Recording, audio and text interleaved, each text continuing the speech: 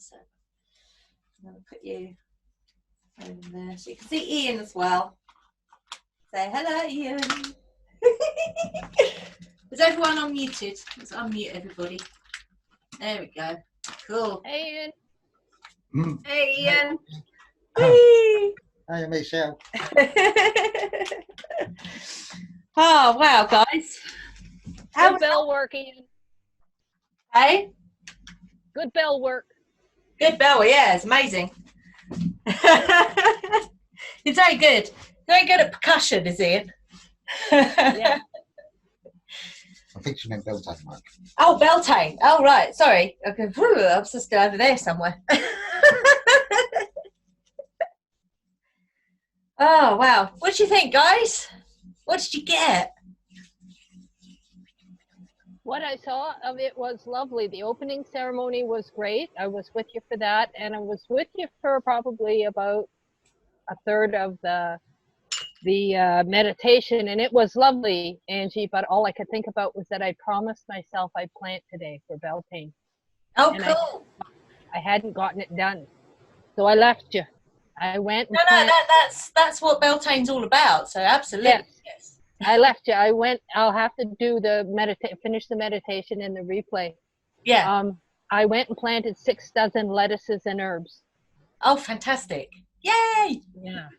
So I got my planting done. So I'm feeling better now, because all I could think about was, you promised yourself you plant. You promised yourself you plant. Yeah. It's nice, but you've got to do life too. Yeah, absolutely.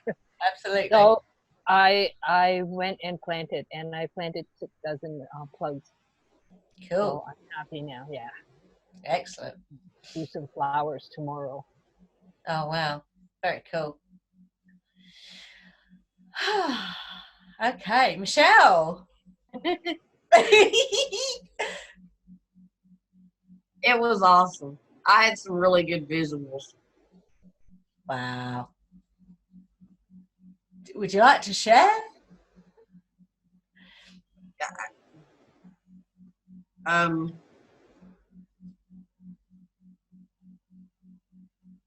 That was literally like going through the field.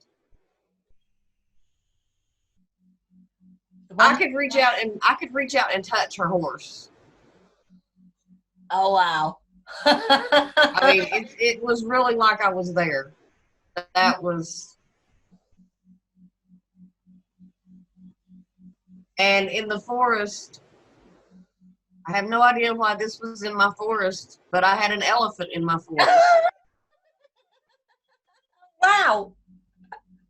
That's amazing. No idea why, but there was an elephant there.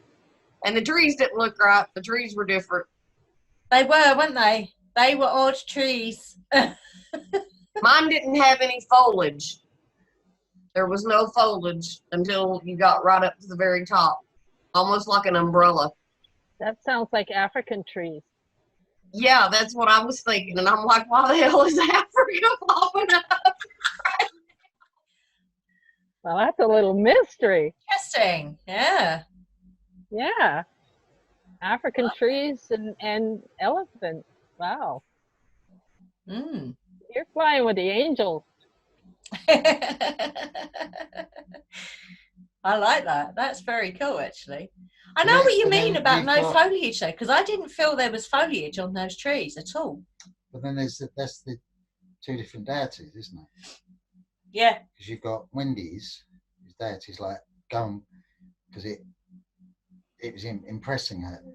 Yeah, to go do your planting. Yes, absolutely. And then you've got Michelle with her deity. With the elephants. That's amazing. Yeah. That's cool. So it's 2 very different. Yeah, very different experiences. Yeah, absolutely. Yeah. Of a ritual. Yeah. And very much reflects the 2 deities. I would say. Yeah. Yeah, definitely. What did you get? Me? It's difficult when you're leading it to go into it completely. So I'd have to go into it completely. I'd have to listen back to it and do it. But I was seeing it. That's why, like little details that I don't know. I can't even remember what they were now, to be honest. But like when I touched that tree, it's like, oh, whoa, what's that? I felt that, like, whoa. I can almost still feel Tingles. Yeah, where the sword, Yeah. I almost lifted up off of the ground because it was like an electric shock right in the center of my chest. Wow. Wow. And I can still feel it. Wow. Wow. Unpleasant or? No, but it was almost literally like an electric shock. Yeah. Wow. Because that thing, that feeling when the sword is, it's almost like, when they knight people, it's like that, but it's on the top of the head. I get that all the time. It's like, stop putting stuff on my head. They go like that. Stop putting stuff on my head. Well, it wasn't a sensation that went in. It was a sensation that went out. Oh, wow. That's interesting. So it was that energy. Yeah, it was out there. That's interesting. So what is that for you, Michelle? I don't know. I've never had that particular sensation. Had a lot of things happen in the past few days that I've never had happen before. Well, it could all, it could be anything from the circle. So it could be a conduit for someone else. Go on. I had a really strange thing happen this morning, and I haven't figured out how to explain it either. This has been a wild couple of days. When Wendy said flying with the angels, I've been flying with something. I don't know what it is yet, but I've definitely been riding along with something there. Yeah. I woke up this morning, went into the kitchen, and I felt horrible. My throat was so sore I could barely talk. I was coughing. I felt like I was running a fever. And I was just like, I have to go back to bed for a couple hours. I can't get up and do this right now. Yeah. And I was at the sink getting a drink of water, and I looked over at the stove, and the clock said 7:29. Well, I always sleep with the television on. And I had the television on Netflix when I went to sleep. And, with Netflix, after a while, it asks, are you still watching? And it'll cut your programming off. So I didn't have anything on. Yeah. And I was like, okay, I'll put on a movie that I know is going to last for, a couple hours, and I'll wake up when it goes off. So I did. I put on 2012, the disaster movie. Because, that's one of those that I sleep through. I've seen it so much that, I sleep through it. Yeah. Well, I put it on. I went back to sleep, and I woke up. I went back into the kitchen to get another drink of water. And the clock said 7:29. I know I wasn't dreaming. Oh, crap. So, where the hell did those 2 hours go? Yeah. Where'd they go? Why did my clock still say the same time? Wow. And there's no way that I was dreaming. I know that I wasn't dreaming because that I was watching it on HBO. Yeah. And I was on Netflix when I went to bed. So, how does that work? Last night when Annette came in, the remote control that I couldn't find yesterday for what we were doing yesterday, because I plugged the speaker in to the computer, because normally I can't hear very well. Yeah. And I couldn't find the remote for it, so I was just stuck on that one volume. When she came in last night, the remote was laying over there on top of my tarot cards. Mm. She's like, where'd you find the remote? I said, I didn't find the remote. Oh my God. And the the book that I lost for my pressure canner that I just bought, Yeah. it showed back up right in front of where I was making the incense at. And she was like, well, where did you find this? And I was like, I didn't find it. I didn't know it was back over there. Wow. I don't know what the hell's been going on. Very cool energy. You're flying. You're flying with the angels. It's very cool. It's The like better angels, no doubt. It's like things are opening up. That's kind of how it feels. Yeah. Does that make sense? Yeah.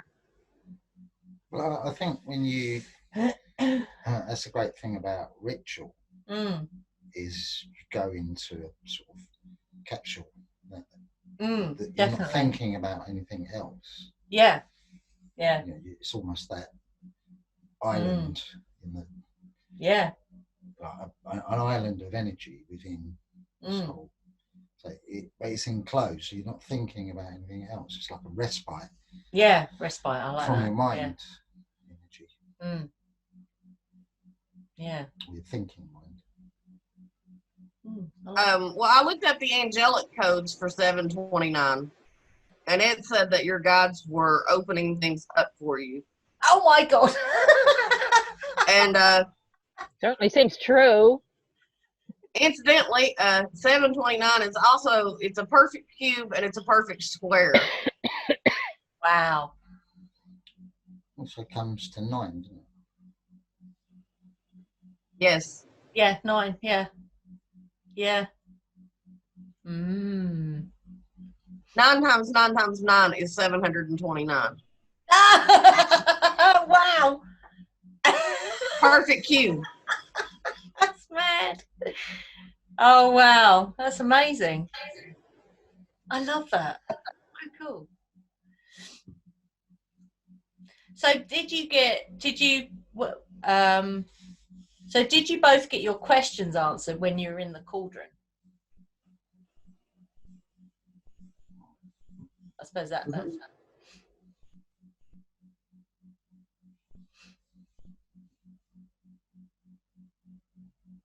Yeah. My question was, can I get this planting done today? And I did. That's a straight answer. Yeah. Fantastic. I like that. But I always feel that is like Bridget. It's like, you know, she's yeah. good done. Yeah, absolutely. Yeah, because she's you know, sun and fire, so she gets it done. Come on, get on. You might be in the middle of it. You need to go and do it. Go on. Yeah. It's like my energy wants to go tornado on me if I don't. Yeah. I find that. Go and do it. Yeah. Absolutely. How about you, Michelle? Yeah, I got it answered. Cool. I like that. That's very cool. So what's the kind of I'm being nosy. How did you find the journey, like over the past, like the energy of it over the past couple of days? You know, the kind of arc of the journey, if you like, just out of interest.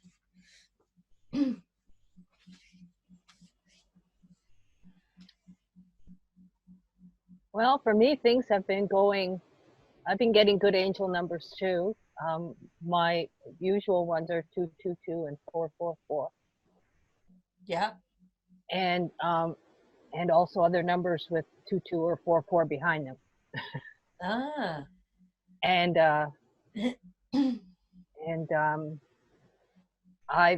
it usually means I'm going to be getting a lot done. And there are times when I have like heightened energy, and I have to get things done during those times, or like I say, my energy goes tornado on me, and that's not good.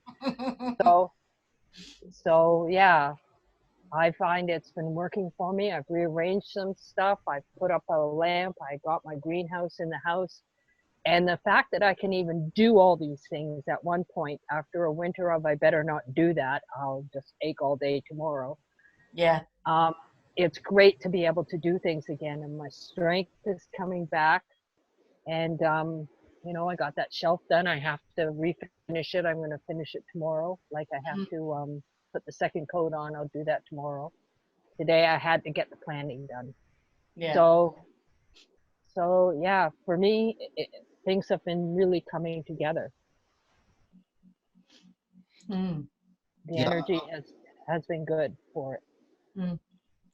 Yeah, I'm the same as Wendy. I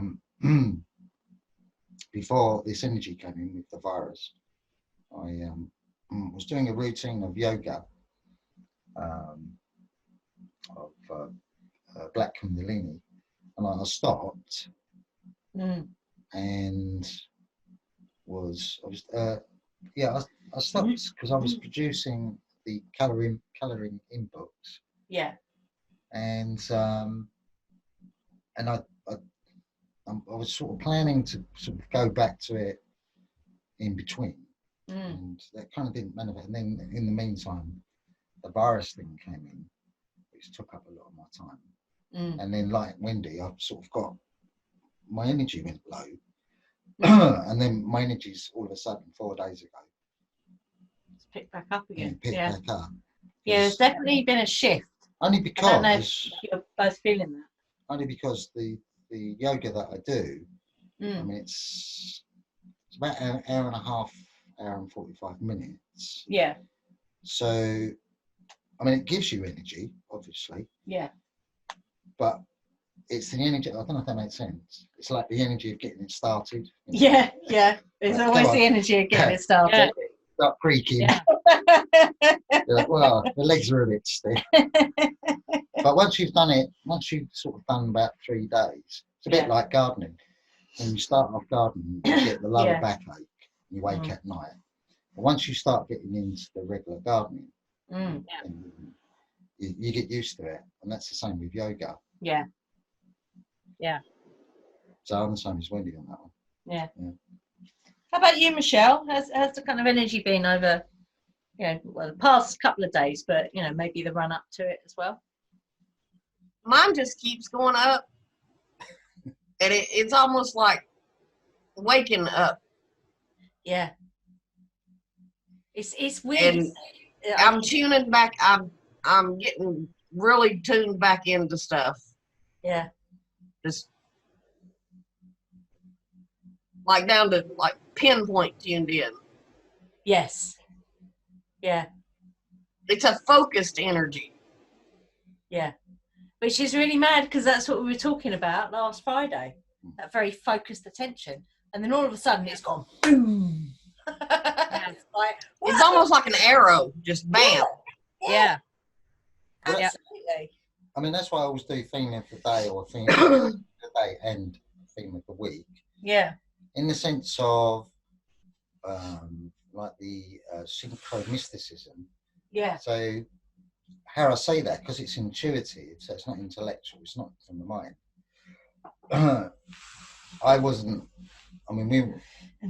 We weren't to know that the focus would be the platform to today.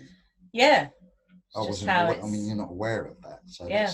That's a beautiful piece of synchro-mysticism or intuition. Yeah. Absolutely. Yeah. And it's woven. It always blows me away, when you connect that dot, and oh my God, look at what we've got now. It's like, whoa. I feel like Bill and Ted. Who are they? Hey? Who are they? Bill and Ted. Bill and Ted. The Adventure Boys. Oh. Bill and Ted, the films, yeah. I haven't seen those in years. I used to love those. You know what time it is right now here? 4:44. Ka-ching. For no particular reason, just looked at the time, 4:44. I love that stuff. I love numbers. They're amazing. They really Yeah. are. Wow. It's a 3. Hey. It's a 3. It's the 3. It's the Trinity. Absolutely. Yes, indeed. Annette brought this in this morning for me. And after that, we found out that they're going to open the national parks back up here. Oh, wow. Yes. See, I can't see it.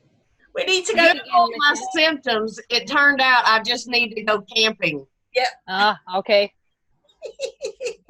I don't think Wendy saw that, Michelle. Yeah, she did. Yeah. I got it. Yeah. She Yeah. spoke again, and then the camera goes to her. So I saw it finally. It just cut out there the first time. I Googled. Yeah, we're itching to go camping. And when we're kind of, in our minds, we're kind of edging towards, when Henry breaks up from college at the end of June, beginning of July. That's kind of where we're aiming for. So, yeah. Well, I think one of the things about, like from the journey of, what was it, on the last moot? Oh, focused attention. Focused attention. Yeah. Is like, for me, it's like the water element making your body vibrate. Yeah. So it's vibrating. I don't know what that is, but it's in. You've been getting that? Oh, yeah. It's like a hum. Yeah. Yeah, but it's internal. It's like a Yeah. high vibration. Yeah. Yeah. Because I keep saying to Ian, I'm buzzing. It's like I've taken something. I'm buzzing. Yeah. Yeah. Oh, I'm glad we're not the only ones. Something's definitely going on. Wow. And that, and that's why That's cool. That's cool. Each individual witch should get really juiced about themselves and what they know. Yeah. Yeah. I'm really passionate about that.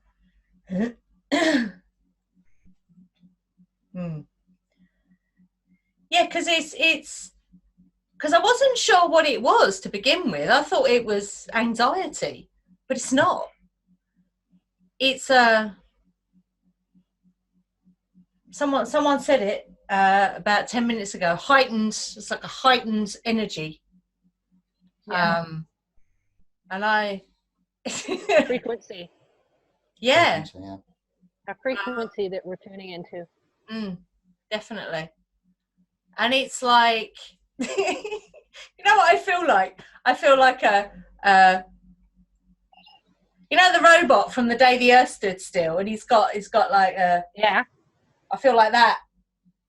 Yeah. It feels like or whatever his name was. Sorry? Gork or whatever his name was. Gork, something like that. Gork, something like that, and it Guga, something. Yeah. Gork. Yeah, it's like like you said, Michelle, it's like a laser focus. Yeah, it's just like pinpointed. Yeah. Just like the little laser pointers. Yeah. That's what it feels like. It feels like all this energy, this is like, and it's and normally I'm really scattered. I'm sure you probably can't tell that about me. Not at all. Not at all. But I've been, anything that I've tried to focus on is just bam, and it's just falling into place. Yeah. I have that with when I draw a Grimlick, I don't even have to think about it. Yeah, he draws himself, doesn't he, really? Yeah. And as soon as I engage my brain, it doesn't work. So I have to take the brain out. It's only on Grimlick. When I do occult stuff, yeah, I'm really thinking about what I'm doing. Yeah. But Grimlick just draws himself. So I kind of get what Michelle's saying. It's like So whenever I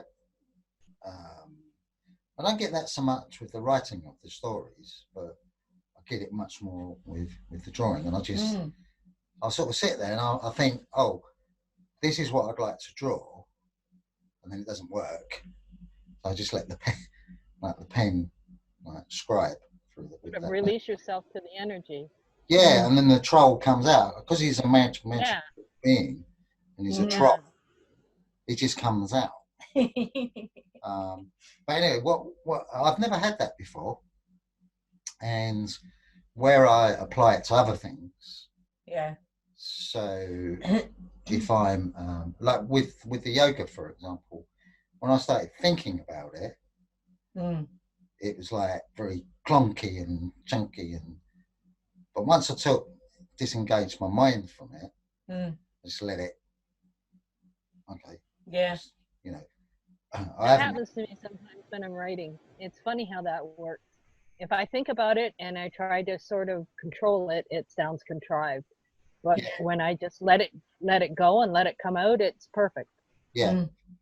Yeah, definitely. And it's funny how you just have to release yourself to it. You can't have control. It's like the universe saying to you, no, you can't have control over that. I'm doing it through you. Yeah. That's like these meditations. I always have a script. Always. So, no, you don't need that. You don't do that. Don't worry.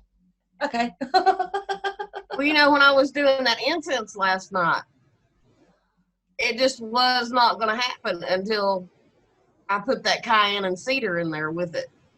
And I was fighting it. I was like, no. And it just wasn't going to be happy until, that went in there. What did it burn like? Was it really nice? Yes. Smells beautiful. Wow. That's very cool. And I also had that very strange experience with the colouring books, because that was very bizarre.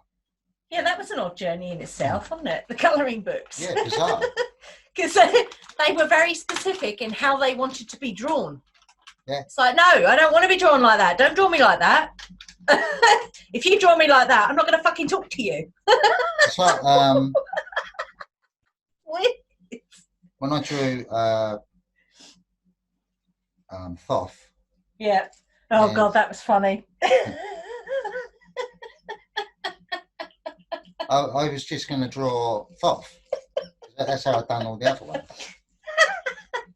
And, no! I want the is it the emerald tablets? Emerald tablets, yeah. I want not the emerald tablet, the whole written stuff that's on it.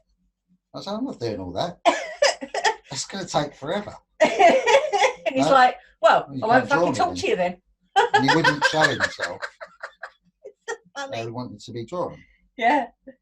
Whereas the other one, I can't remember the one. Is it the in the swamp? I can't remember that. Reed. Is it Reed? Yeah.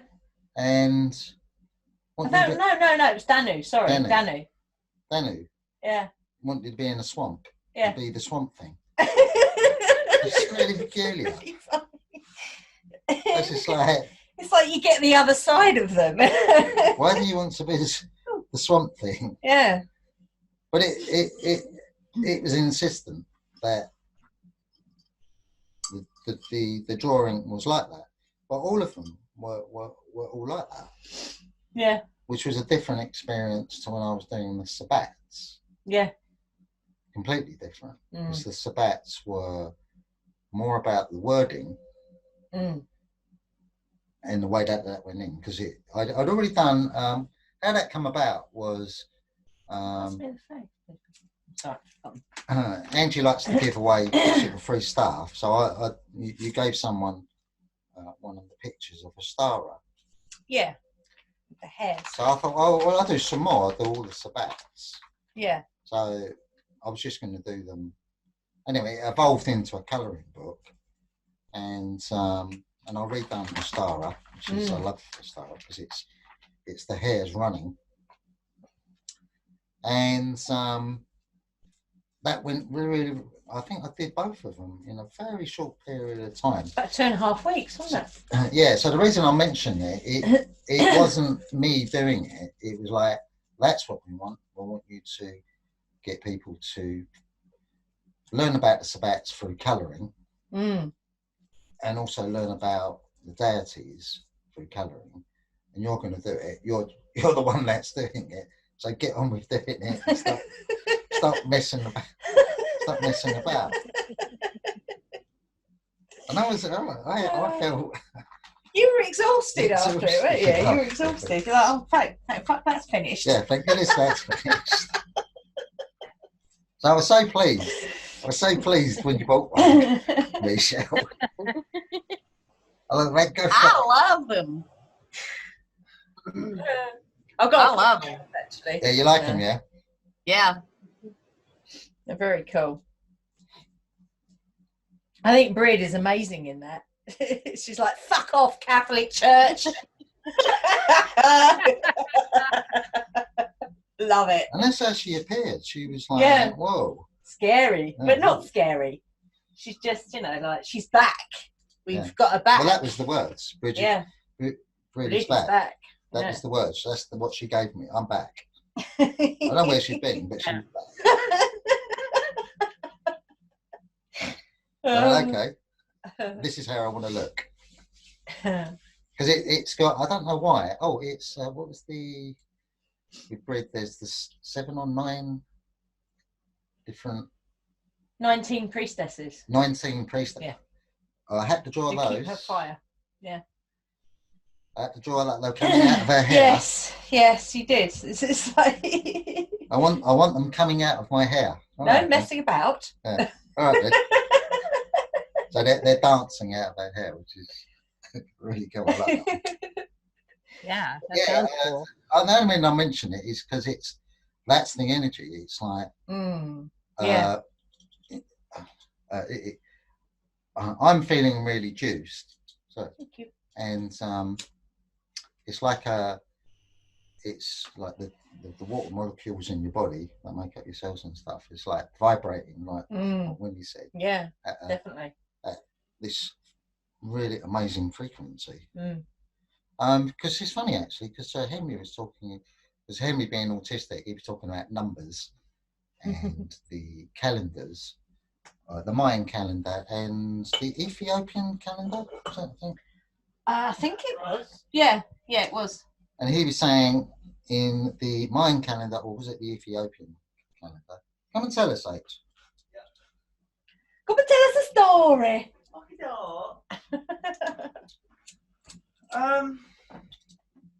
I gotta get going, guys. All right, Wendy. Okay, Wendy. Thank you. Thank you. Bye, Wendy. See you, Michelle. Take care, everybody. You too.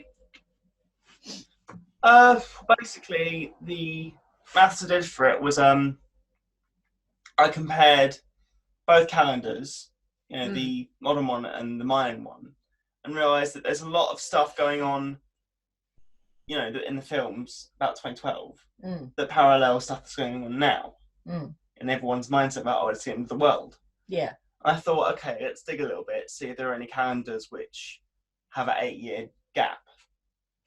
And there was the Ethiopian calendar and the modern calendar. And because there was evidence of, it was the word Maya in ancient Greek scripts. Okay, yeah. I thought, well, if the Mayans were in collusion with the Greeks, then there's a good chance they were in collusion with the Ethiopians too. So I thought, that's interesting. So what you're saying is there was a discrepancy between the modern calendar that we have now and the old calendar. So actually we were 8 years behind. Is that what you're saying? So 2012 wasn't in 2012. 2012 is now. The age of Aquarius is actually now. Yeah. Okay. That makes sense. And there's also, that makes perfect sense. It does. And there's also astrological stuff going on too, because there's loads of stuff going on. Because it's like this month. I think there's 5 or 6 planets all in retrograde. Yeah. Like, oh. I've never seen that many going retrograde at once. It's a bit mad. Because it's 21st of December that I think it's December 21st that This December. yeah, Jupiter and Capricorn, Jupiter and Saturn both go into Aquarius. Oh, that's interesting. Because the last time that's happened, where they've gone into a sign at the same time, was back in 143 BC, and then went into the age of Pisces. Okay, so we can expect big things to happen on the 21st of December then. Huge things. It isn't like instant. Can we fast forward, please? Things are fixing to get lit up. Ooh. I like that. That's very cool. Oh, was there more? There was a bit more. Okay. It's not an instant process. It's what? It's not an instant process. No, well, of course it's not. Because there's going to be a lot of resistance from the governments and from people who are quite close-minded and shut down. Yeah. And that's going to push against. Yeah. But I've done some research on it, and I think it's a critical mass of 10% of the world's population. If they it doesn't take a lot to tip the balance. No, but if they rise the vibration, that breaks the whole thing. Yeah. And then the Age of Aquarius. Which is what we've been doing with the banishing, when we called the Blue Star Rigel and the Blueprinters and Ariane Rod, and there's what we're doing. We've been doing over these past couple of days. That's what we're doing. We're raising that through crossing the veil and getting that knowledge. It's huge. I mean, how we got onto that was because Boris Johnson, I don't know about Donald Trump, but I know Boris Johnson said, "Oh, it's a war." So what we took from that was, well, what did Magick people do during the war? Like Crowley. Yeah. I'm a huge follower of Crowley. What's her face? Dame Frida Harris. And Gerald Gardner. And they were doing magical workings all the way through it. I mean, Gerald Gardner didn't fight because he was quite an elderly man. Elderly, wasn't he? Yeah. And Crowley, well, it's a mixture of what Crowley was. He was a spy, he was this, he was that. Yeah. No one actually knows. It's war against dark magicians. Yes. Yes. Yeah. But we know Crowley was in the MOD. We know that for a fact because his friend who works at him, I can't remember his name. It's in one of the books.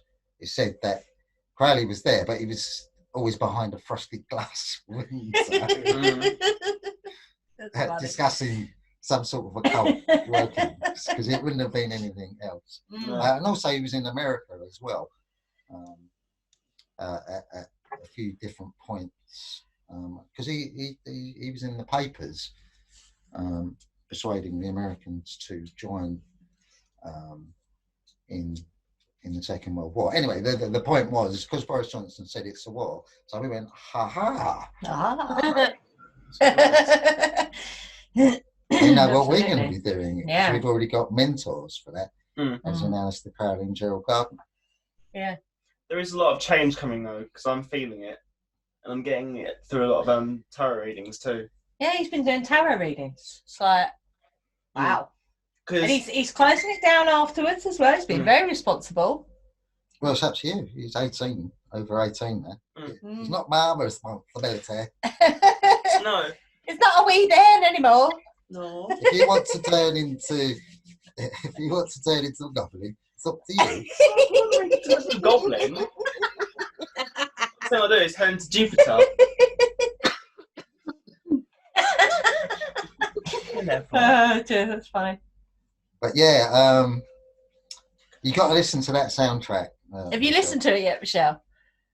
I started listening to it last night, and I already love it the way it started off. I was like, hell yeah, Ian, go!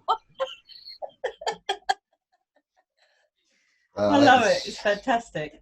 Yeah, if you like Hillier, and the reason I want you to listen to it all the way through is because it's very about today's energy, but it's got like little quirky bits in it that link to Hillier. Yeah. Yeah. And with the music as well, because obviously it's about music. Yeah. It's very cool. Yeah. So. Did you have anything else to add there? Not really, no. Not really, no. No. Okay, then. Did you get anything from the ritual? Only, you want to say something? No, as soon as I came in though, I started like buzzing, like shaking, and I had, as soon as you mentioned that that very high pitched hum, I started getting that too. It's not an external noise. No, it's internal. It's an internal. Yeah. Yeah. And it's like, as soon as you mentioned it, I started focusing on it and it just appeared. Like, oh, that's good, sneaky. That's good. Mm. I'll tell you know, something. one of the things. This candle in here burnt down so quickly. Michelle says something. Sorry, what did you say, Michelle? One of the things that I did that I noticed when we were doing the meditation is that with Erwin, a lot of the things that you were saying, I was seeing before you ever said them. Oh my God. That's powerful. Like with the armor, I was already seeing him in the armor before you ever mentioned the armor. But it was odd. It wasn't, it was almost like it was part of him, and I didn't know how to describe it apart from it looked like leather. It's really... Yeah, there were spots on him where it almost looked like it was growing out of him. It was quite strange. Yeah. It had a really leathery look that just, it was weird. It was weird. It was strange, but I was already seeing that before you said it. Oh, wow. And that was kind of like with Rhiannon and the horse. You know, I literally, it was like I could touch the horse. Wow. Now, and at one point in there, I was touching the horse, but it was like I could actually feel myself touching the horse. Wow. But there were a couple of different spots through there where that happened, where I would be seeing something before you ever said it. So I was like, damn, that's cool, you know? Very cool. Wow. That's wow. And, you know, I try not to get hung up on stuff like that when it happens, because then, you know, I kind of throw myself off and I get sidetracked. So yeah. I was just trying to kind of, you know, take little notes of stuff that was happening this time. But I thought that was really cool. Yeah, very cool. Where were the dogs today? Were they next to you or? Same spot they were yesterday. Oh. Same exact spots. And I did my altar different today. I just sent you a picture of it. All right. Let's have a look.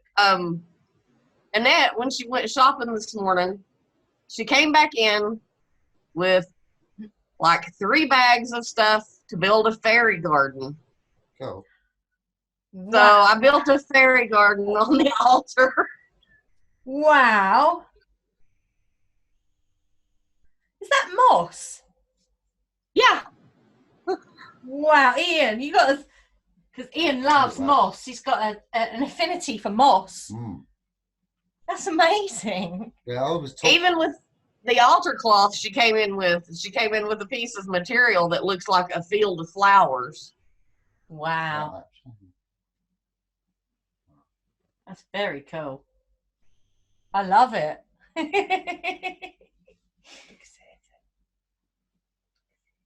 Because, you know, I had said with the way the yard is and everything, there's not really anywhere out there I can go leave offerings or anything. So she was like, well, I just figured you could build a fairy garden and that way you could leave it there. Yeah, absolutely. I love, what's on the plate, Michelle? Oh, that is... Is that a crystal? This. Wow, that is so cool. This is a rock that has, it's like a bunch of rocks together that I picked up out of the river in North Carolina. Oh, wow. And then that I had sitting on top of it is an incense burner that I made out of rocks from the yard out here the other day because I needed another incense burner. Wow. And I just set it on the plate so that if anything happened and the dog bumped into it accidentally, if the charcoal got knocked off, it wouldn't land in the floor. Yeah. That's very cool. I love the altar. It's just amazing. I love it. But yeah, she came in with 2 big bunches of flowers and bags of fairy stuff. And I was like, cool. Wow. I have every color altar cloth I could possibly want now. She came in with a bag of those. She was like, Michelle, I just turned a corner and they were there. Wow. I love it when that happens. It's just, I love it. I think it's always nice when your partner mirrors. Yeah. You know, sort of brings into, that's, it's totally the right idea, It's not like, when people that you're not meant to be with say, we're doing it, and you think, I don't really want to do that. Yeah. I get that. When you're with someone that goes, I've got this, and you go, wow. Yeah. Get out of my head. So cool. Yeah, it is. I've always saying that. Get out of my head. What are you doing in there? Yeah, we do that with each other a lot. Yeah. But that is so, it's, I don't know, because I never experienced that before. So for me. Me neither. What's going on here? That's weird. But now it's like, hey. It's a bit like she was just like, because I love to decorate the altars, and all of my stuff's in Colorado. Yeah. And she was like, I know it's not your stuff that you normally have, but, I figured you like to do it, and you're doing the fairy thing right now, so. Yeah. I was like, cool. She said her Gemini was bleeding out. She was arguing with herself in the store. I do that all the time. She said it's hell being a Gemini because she has that passive aggressive thing going on with herself. And she's like, oh, do I spend the money? Yeah, I spend the money. No, I don't spend. And I'm like, Annette. She said I did, though. I had an argument over whether I should spend the money or not in the store. God. But then it boiled down to, she said, I figured if I couldn't be with you to do it, then at least I could get you the stuff to where you'd be happy doing it by yourself. Yeah, that's really. Like, oh. Yeah. Gemini should always develop the energy of a mediator. They're great communicators, so No, but if you have a third party in between, then they can mediate. Yeah. That was really mad as well. What happened, I set up the fire, with all my twigs around it and everything. And I was barking at Ian to be careful about it. And then I go and tread on it.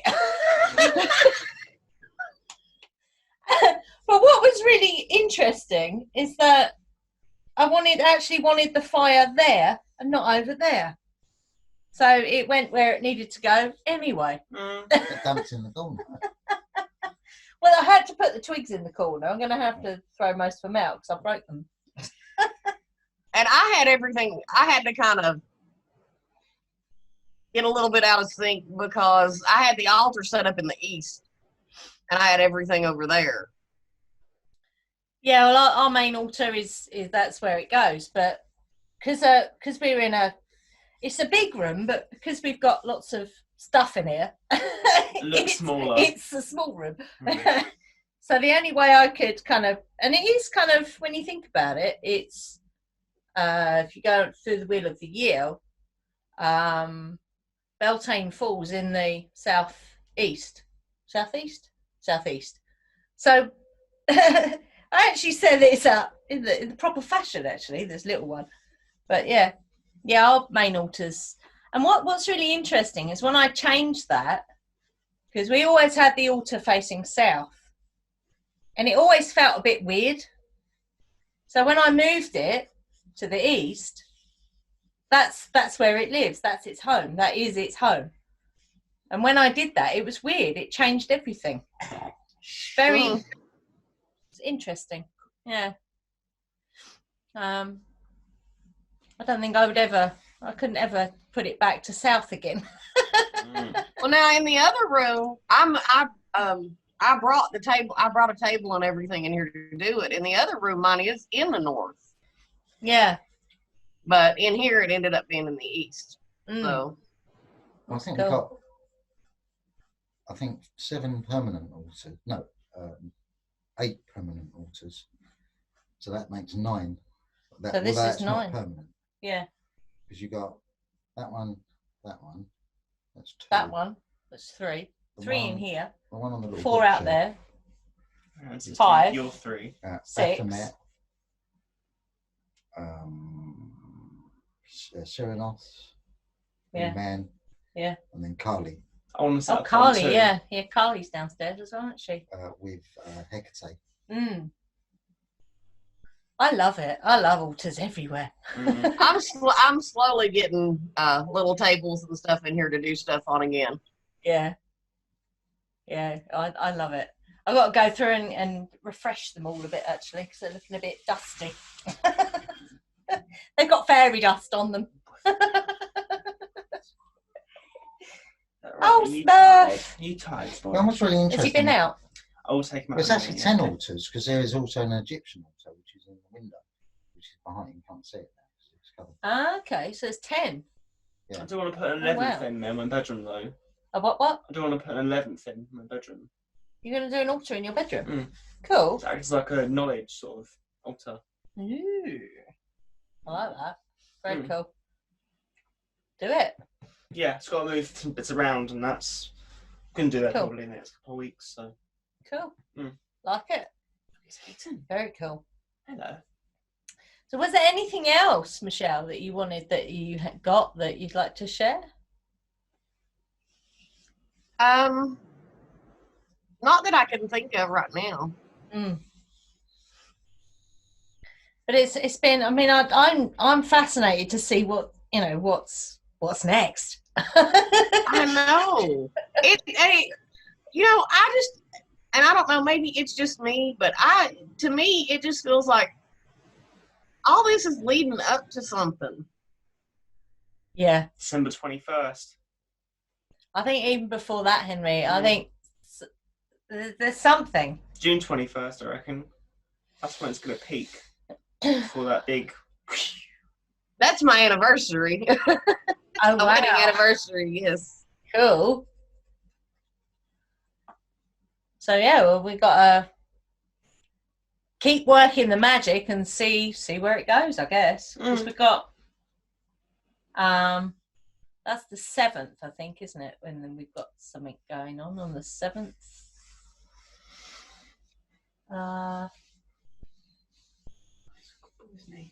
Where's me? The journal? No, there's something going on the 7th. Hello. Let me have a look quickly.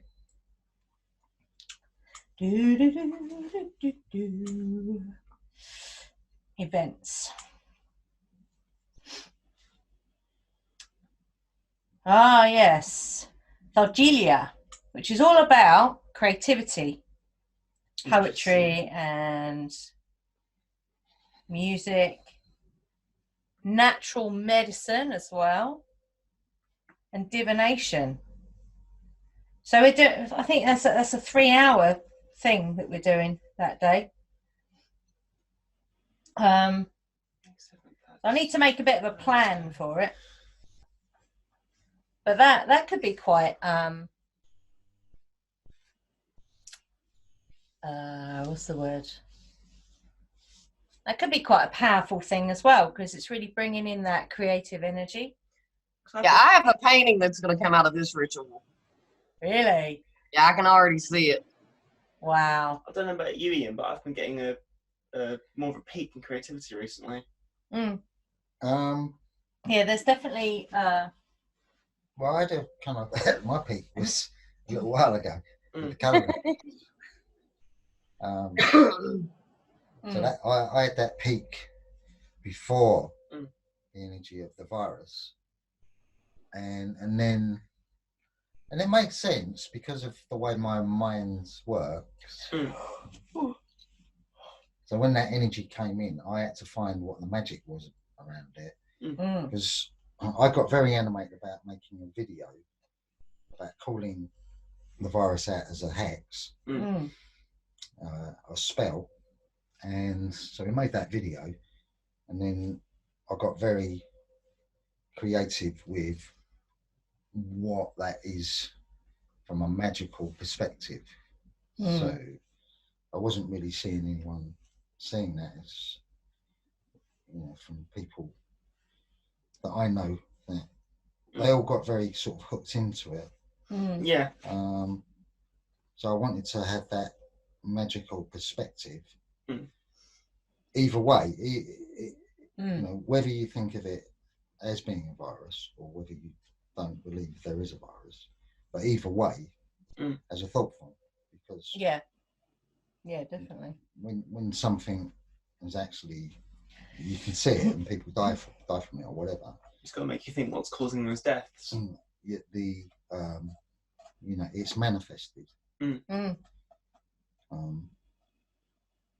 So I've been kind of sort of focused on that. But this week was the change, and that was from the last moon, which was about focused attention, and then I got into personal work. So it was like the focus on doing the black kundalini, and getting into that kind of like routine. And usually when I do that, and then do some artwork or poetry or write something. But that's not come at the moment. It might do. Well, we're kind of coming into that energy, because that's what Bealtaine's all about. It's all about that creative energy, creation. That's why it's a Greek thing, Thargelia. So it's a Greek festival of poetry, music, making medicines, all that stuff, all that really creative, juicy stuff. Yeah. So you might, between now and then, you might get that. Yeah, I mean, I agree with that. And I think it's like a bit like in a sports game where the coach does a timeout, and I think I got a timeout. Come on, out you come. I'm getting rushed off my feet. I mean, focus I've had recently, it's like quantum. Yeah. But when, the way my mind is made up, the way my mind works, I want everyone to be safe. Yeah. And, when you're a psychic or a sensitive, or you're aware of that and you've developed it, because mine's been since 8 years old as a healer, that, I was straight away, what's the word? Polarized by it, because it's like, I know what you're up to. So you can feel it like I can. Yeah, that's what sensitives do. It's slightly different from a medium, but I feel like the pulse of like the planet, the Mother Earth, and its people, and also the universe and so on. I mean, that's an intuitive thing. That's not an intellectual thing. Because I've tried to intellectualize it, and it's an impossibility. Yeah, because it's built in the core. Yeah. When I do try and intellectualize it, I always end up up a creek without a paddle. A paddle. So, but yeah, I think I got a time out for the last 4 days. Healing for yourself. So I haven't really looked at anything. I've looked at bits and pieces just to keep me handy as to what governments are up to and scientists and stuff. But I definitely got a time out. Yeah. So, whether that's the same for anyone else, focusing on their own personal healing, Getting a nice balance to both. Well, I know for me, it's been in the planning event, you know, planning these magical workings, which, you know, I mean, we're sitting here now, buzzing. Wow. That's amazing. So I've been getting those random blinks of like super intellectualization. You know, those 2 speeches I did. And that first one for new to Bealtaine, that second one for the concept of my latest art piece. Yeah. And I never thought I could do that. A year ago I wouldn't have been able to, but that huge change has been coming around. It's like got me with a triple whammy, which is brilliant. Because I've even had, I don't know if you've experienced anything like this, Michelle, over the past few days, but I had a very odd, and it was a feeling, a slight reality shift. Yeah, I've been getting those. I had that this morning. So did I. Like, you feel like you get this new perspective on something that's from way back, and it hits you on the head, and it's like, oh, yeah. No, for me, it wasn't that. It was like, all of a sudden, I knew what it felt like to be in the place where we want to be. I'm like, ooh, and then it went. You're breaking the matrix. Really quick, but it was there, and it was a very strong feeling. I keep getting those. It's almost like a shift to where you feel you're almost stepping out of time. Yeah. If you know you're in this, but it's almost like you're not in this. Phasing in and out. If that makes sense. Yeah. When you listen to that soundtrack, that reflects that completely. And you have to listen to all of it right to the end, because the ending completes the rest of it. Yeah. Because it you know, some of it's a little bit, you know, all you know, about the virus and stuff like that, and until you get to the end of it, then it all makes sense what I was trying to do. That's so cool. But yeah, I understand what you're saying too, because it is, you for that few seconds you're literally like where you want to be at, and then you're back to now. Yeah. It's time travel. Well, yeah, you could say it's time travel. Yeah, time thing's got me really puzzled. I mean, this is the second time that's happened. Yeah, because I had that when they were started talking about lockdown. Because we went and checked the trains, didn't we? We went and checked to see if the trains were running, because we were going out that Thursday. And I did. I had it's like, whoop, slip, whoop, come back. And it was like, whoa, that was weird. Because I get like, I shut my eyes sometimes, I get these little flashes of people that I've never seen before and have met before, and it's like, that's odd. But it's like, it's nice at the same time. So I'm getting something similar. It's not quite as, it's not the same, but it's very similar. Yeah. I mean, I would liken it to going to a very old antique shop or a jumble shop, you know, where there's lots of stuff that you've never seen before. It's very old. Some of it you think, well, what the hell is that? And you pick it up and you examine it and you think, oh. And that's what it is. It feels like to me in that sense. It's like you go back in time and you're picking out different bits and pieces. But you never quite. I suppose the 2 downloads I've had is one about how, like the hierarchies. So we were talking about that in the sense of like levels.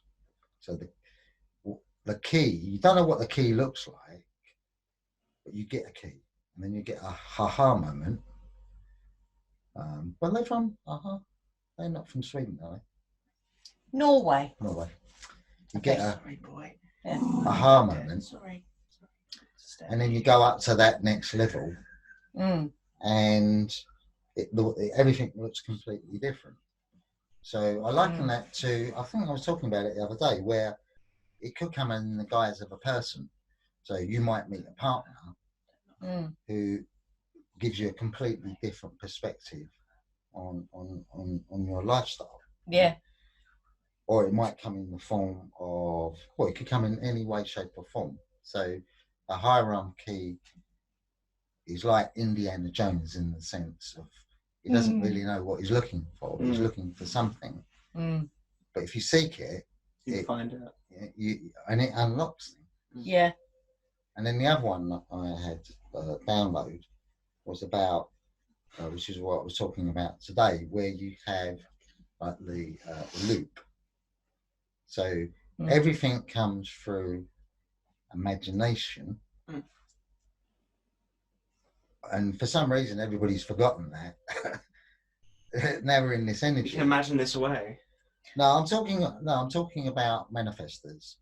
So people that before this energy came in, who would say, "Oh, we want to manifest." Not in witchcraft. I'm not talking about our witches, but just in general in that community. Oh, we can manifest anything.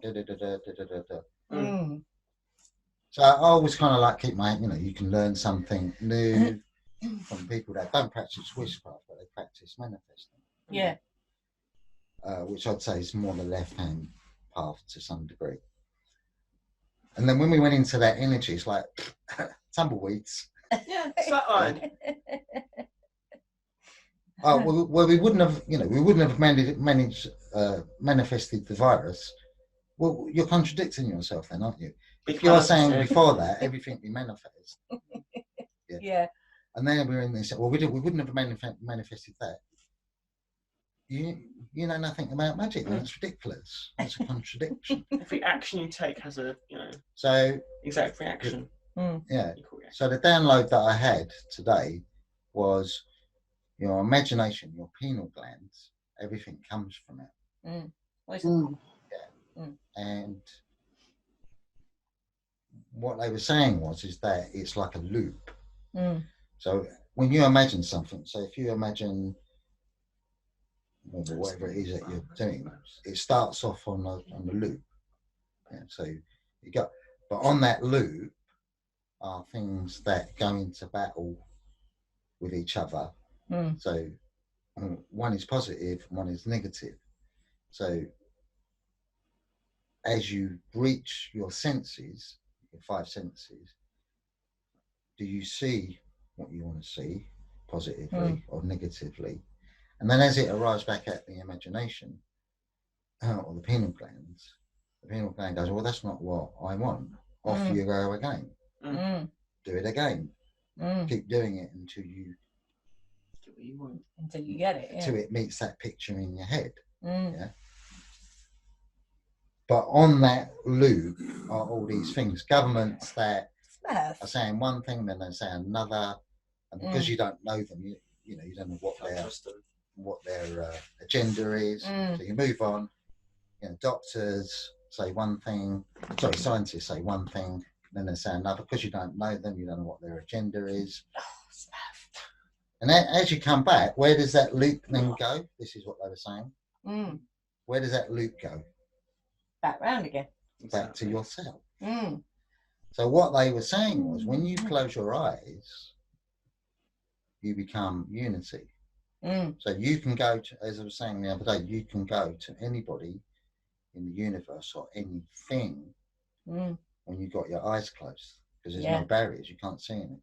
As soon as you open your eyes, you can see everything that is being projected. But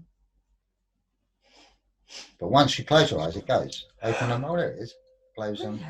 And that's the nature of the universe, because it blinks. It blinks, yeah. Yeah. But if you keep your eyes closed, you stop the blink.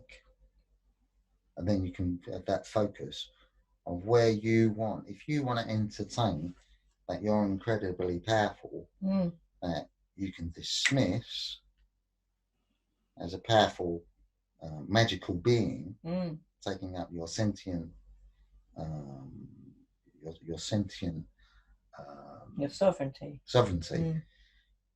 then you can achieve anything. It's like what you were saying earlier, Michelle, about your was it your blood pressure medication? It's like, nope, not doing that anymore. Bang, done. That, and you know, with the panic attacks too, because I had PTSD. That's what the panic attacks came from. Yeah. And you know, I don't do that anymore. Because for me, it goes back to the whole formidable will. You know, and it's not an experience that I choose to have. So therefore, it is not one that I'm going to have. Yeah. Absolutely. As you always say, banish, reject, deny. Yeah, banish, reject, deny. Yeah, and but you know, it's the power of the mind. You know. Yeah, absolutely. Which is why, you know, it's like, yeah, because in yoga terms they talk about still your mind, or you know, don't let thoughts come up. You know, well, that is actually an impossibility because your mind is always going. So, you know, the trick to it is, you know, when that comes up, you can either, you know, go, yeah, okay, I'll entertain that, or you can go, actually, I'm not giving you any attention. So I've got this little man in my head, literally, that goes round with a broom and just sweeps it out.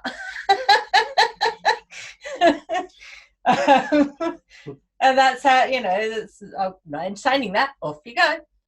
Well, I mean, the thing with the hierarchy and the mind magic is that so you have two choices. You can either be a Dobby, where you're serving or master, you know, or you're attaching to your avatar.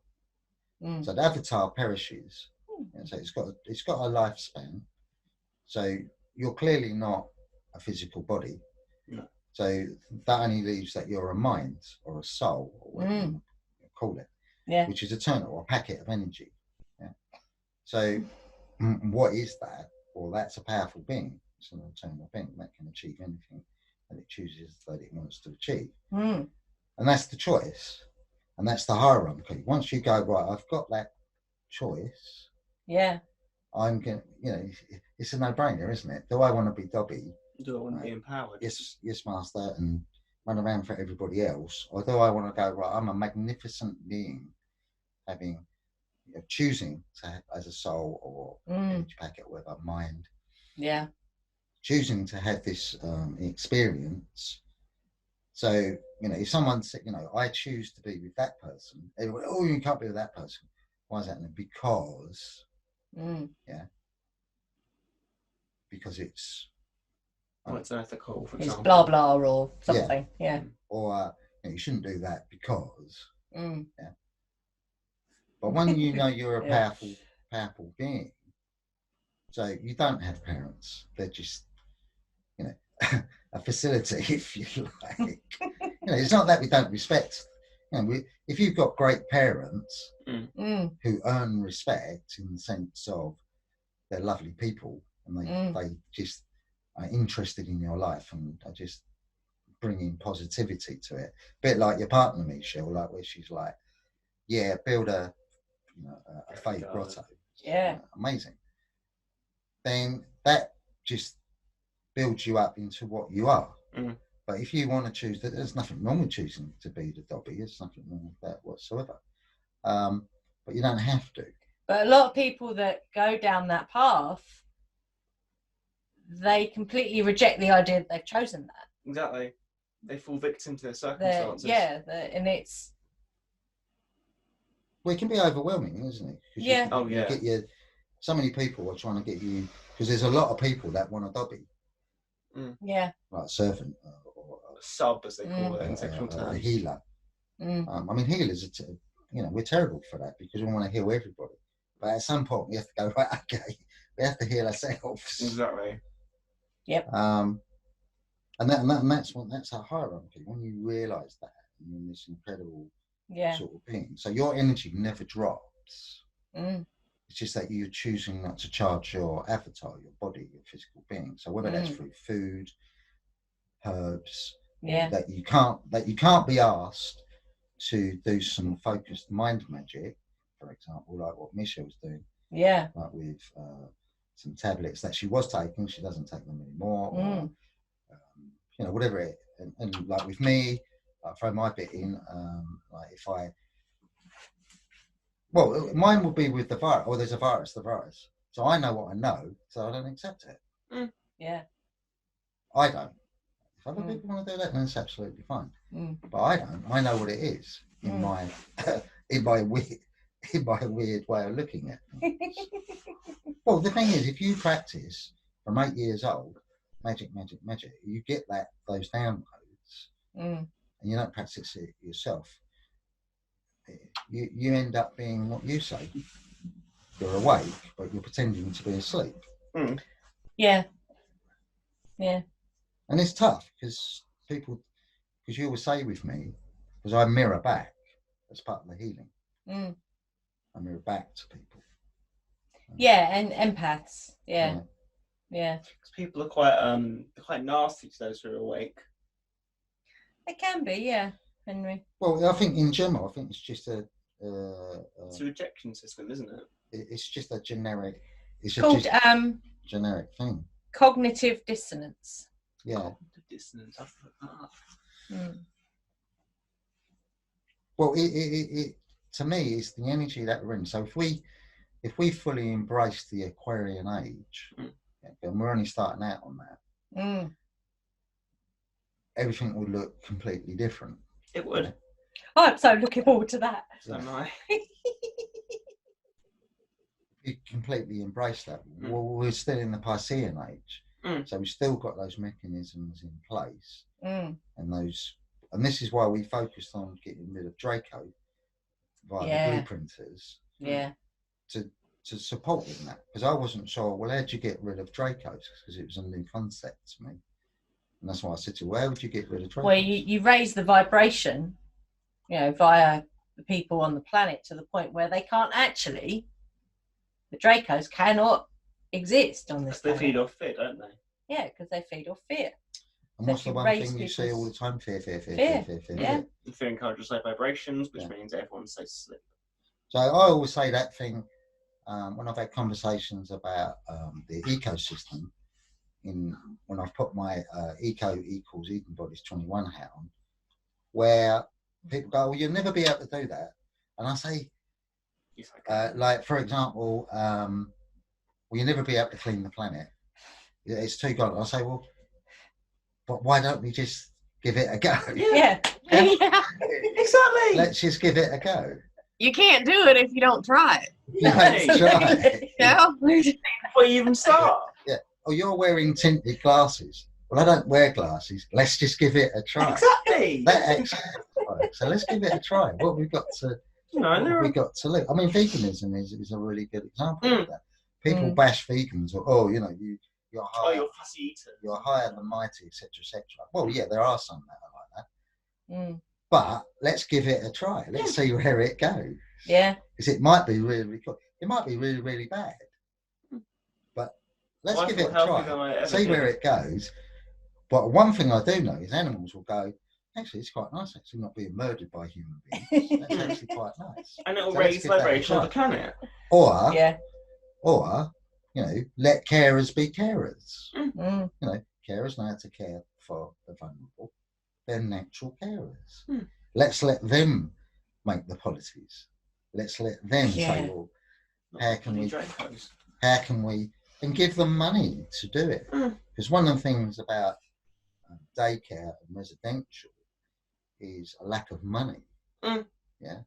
And then if you throw money, rather than throwing money at the war machine, things like that, if you used to put the same amount of money into your care system, both ends and the middle, so for the elderly, for children, and for those who are and for people with disabilities and mental health issues.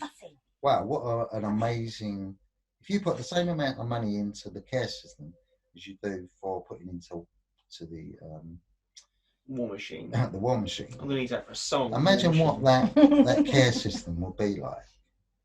Fantastic. It will be off the charts. Yeah, off the charts. So why don't we just try that? Oh no, we got to defend our borders. Well, if you stop being hostile and taking everyone's oil, then they might stop being hostile towards you, and we might be able to get. No, but along.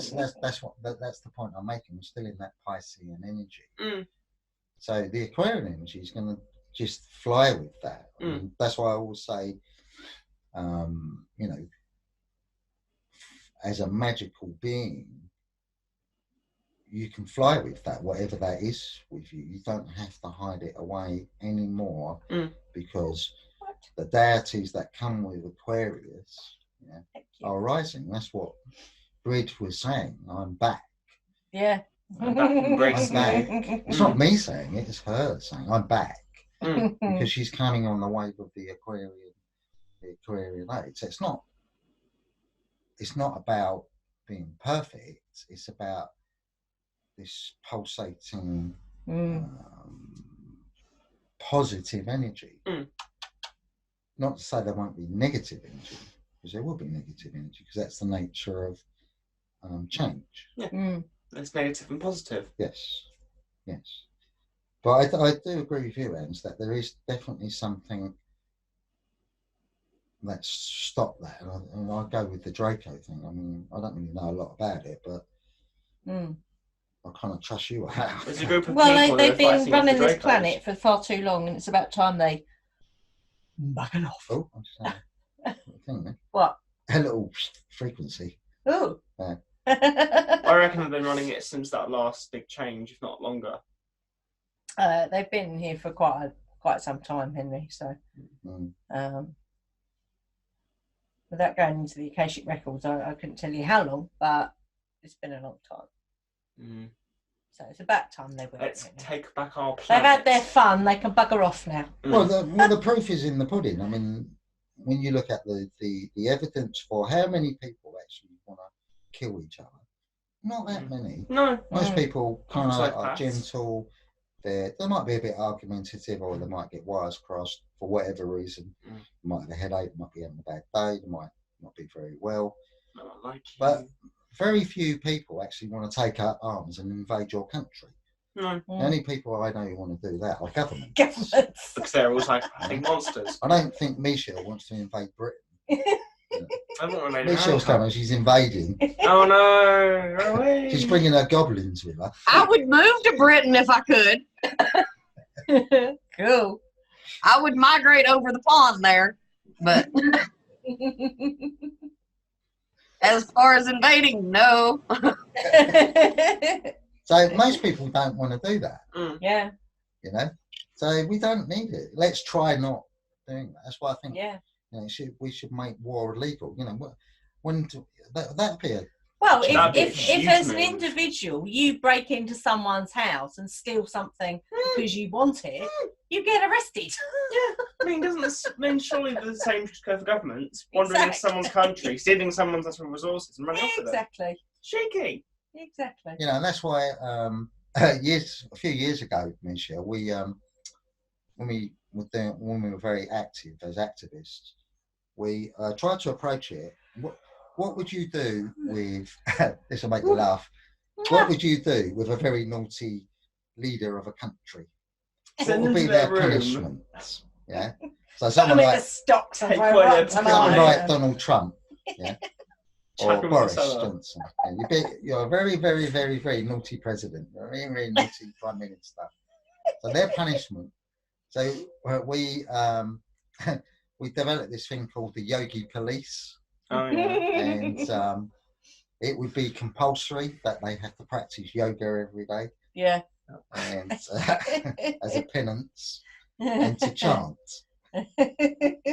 We shall not steal. No, but isn't that lovely? Isn't that, you know, because I think it's better than prison. Well, Boris definitely could do with some yoga. Oh yeah, definitely. Bloody hell. He's a little bit overweight. A little bit, yeah. I don't know about Donald. I don't know what you did. I Just don't know take if his you could fucking do money Rachel away. with those lips.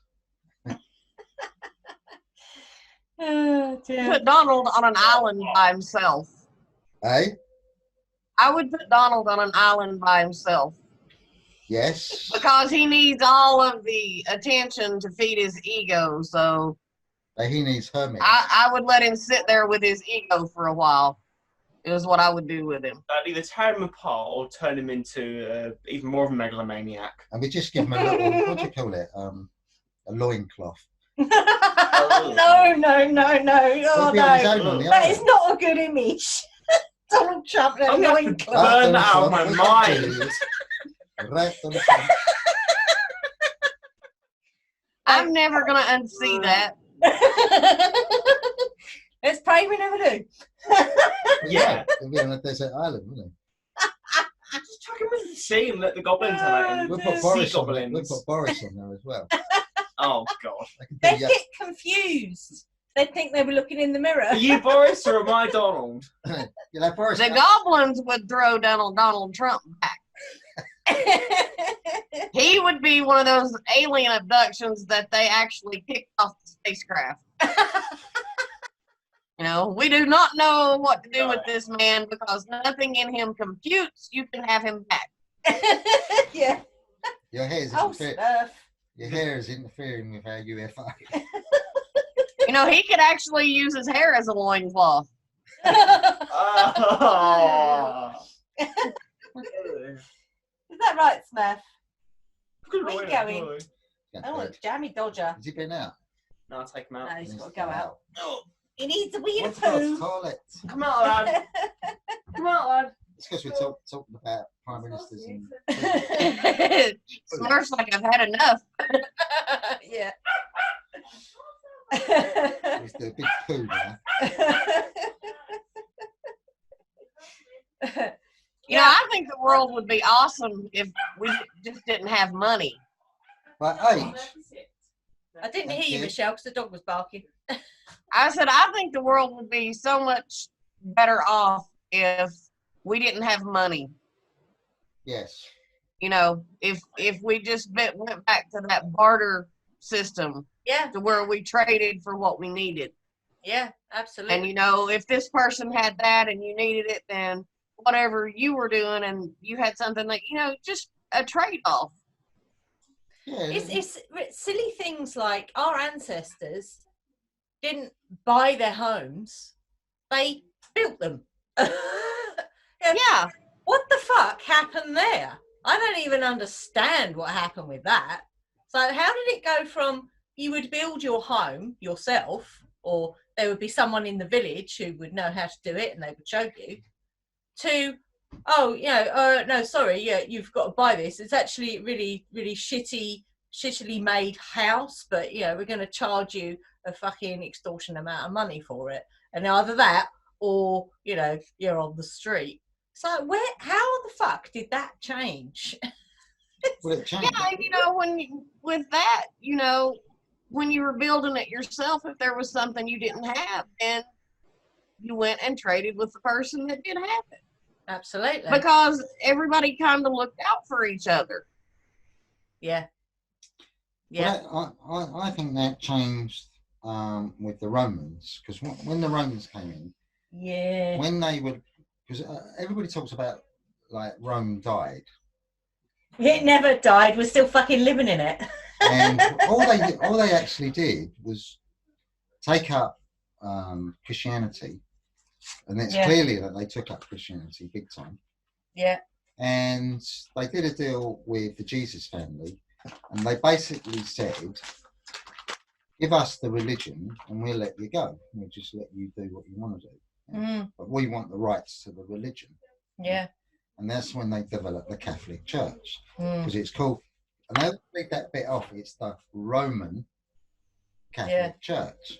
So what's the Roman bit for? What's that about? Is that about the gypsies? Is that the Romanese? No, that's Rome. So Rome has always been there or thereabouts, and after all, Pope lives in. Where does he live? Oh, he lives in the Vatican. And where is the Vatican? It's in Rome. So Rome's never died. Yeah. And it's had its fingers in all sorts of pies. And I think it is, well, it hates Islam for starters. Although it says, you know, we want to be, you know, we respect all religions. It can't stand, you know, Islamics. Well, it doesn't respect or understand or appreciate anything that's outside of their box. Yeah. But I think the Abrahamic religions, they just have this track record. So, like, the idea of building houses was clearly, you know, part of the Roman ideology. Yeah. Which has been, because it was civilized to live in a brick building, whereas, you know, oh, those dirty pagans over there, you know, they live in mud huts. Well, actually, they weren't mud huts.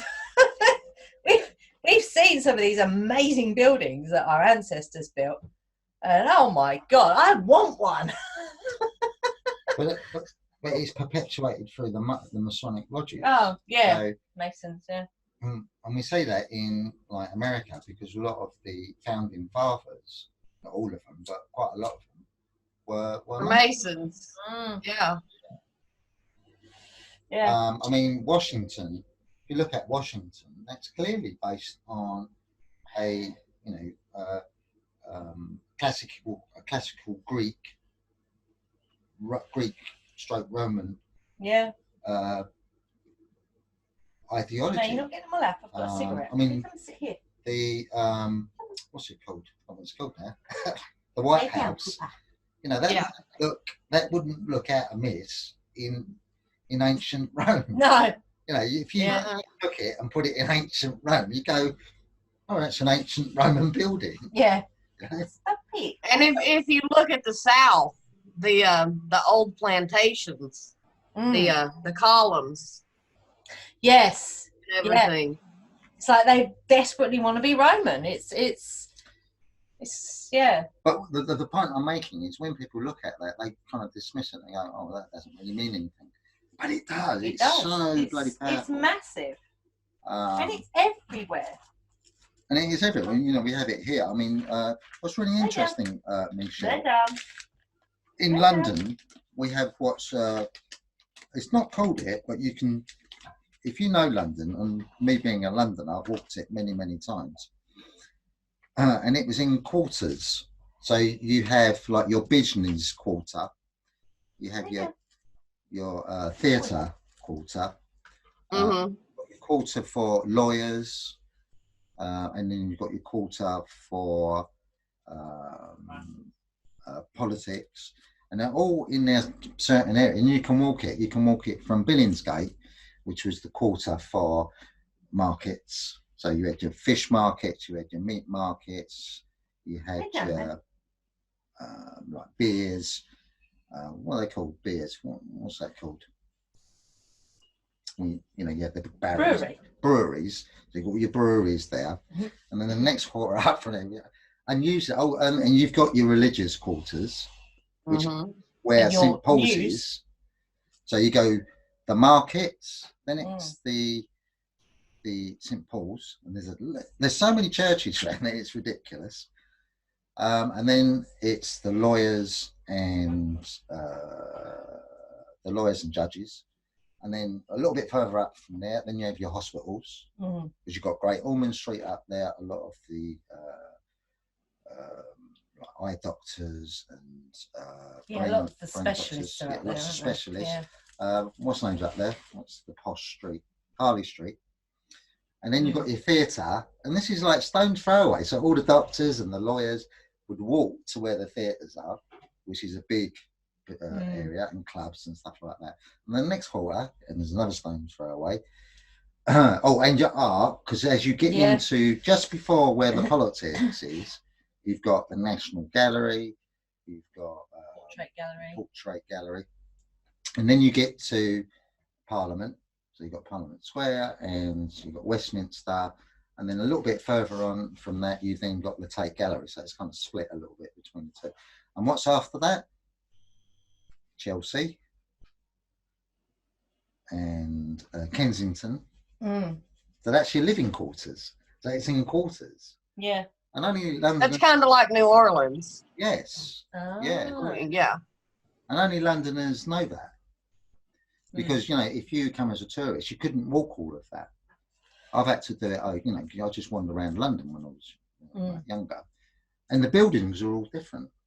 And what's really interesting is where the Globe was built, because of the Puritans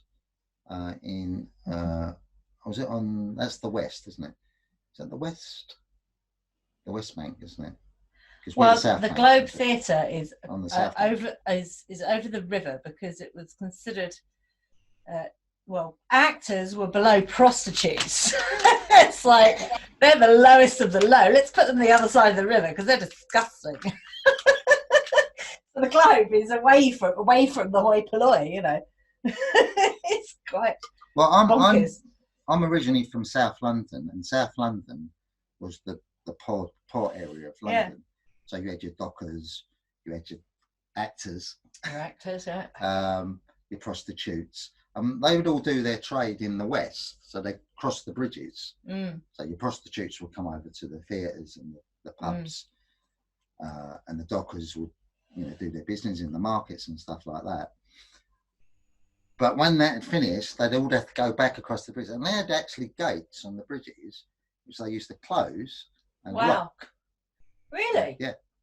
And because they didn't want the hoi polloi from South London coming over to the West, not until business was open for business, because that's where all your religious centres was. That's why you've got Westminster Abbey, St Paul's. None of them in South London. There's no Westminster. We're talking about it's only over the Thames. Yeah. There are no cathedrals in South London, none whatsoever.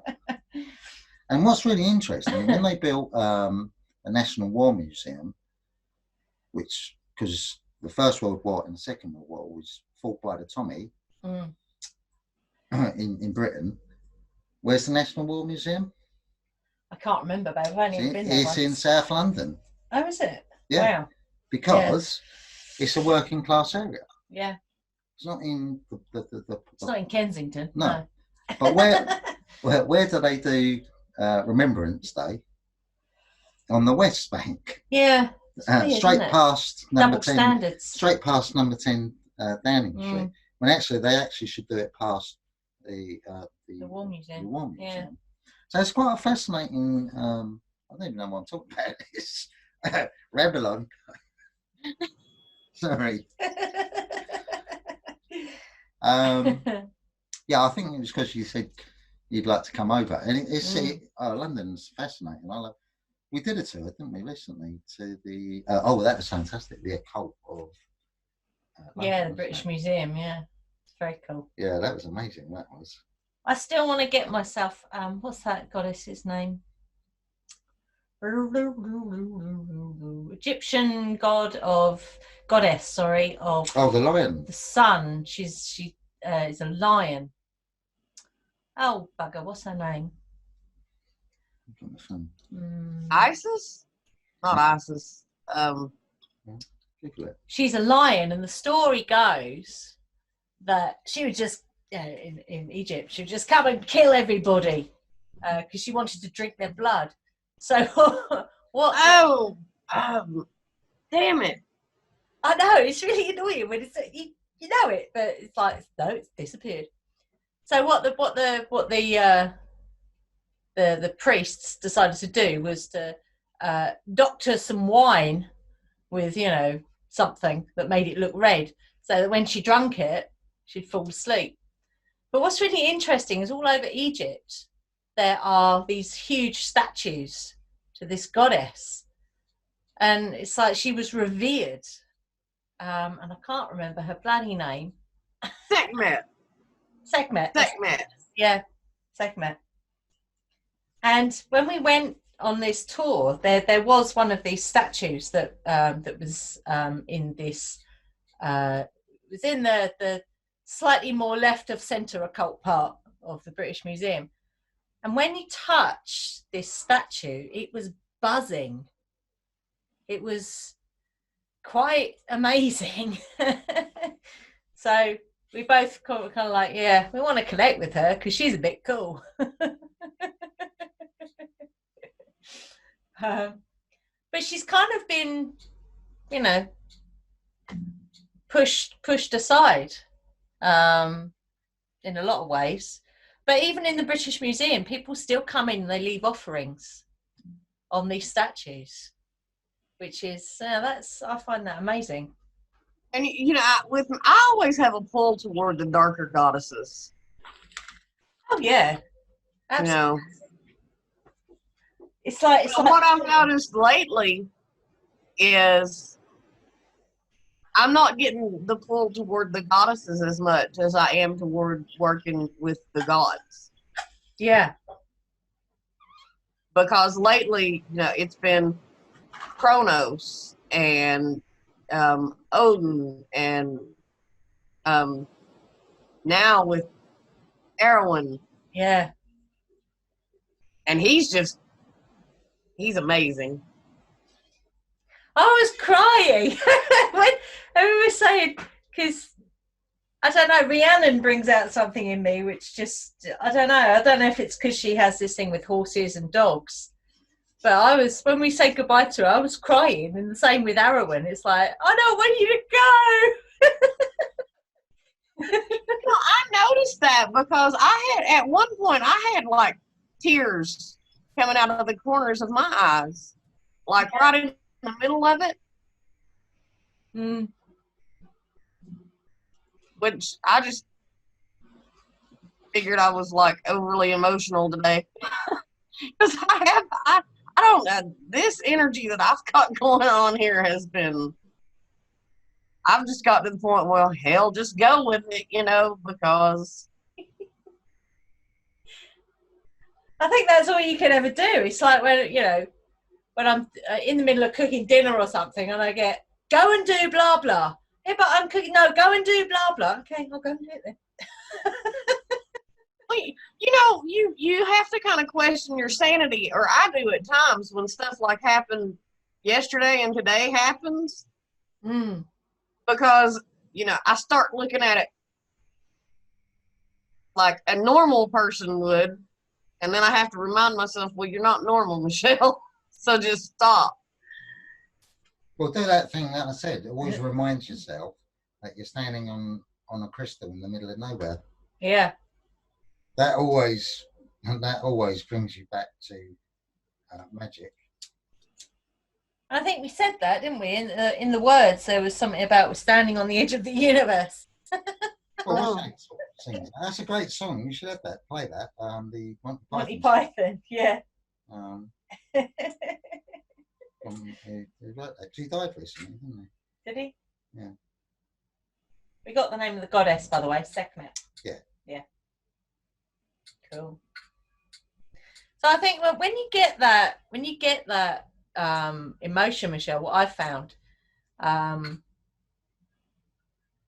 I didn't have that when I first connected with Hecate and Arianrod.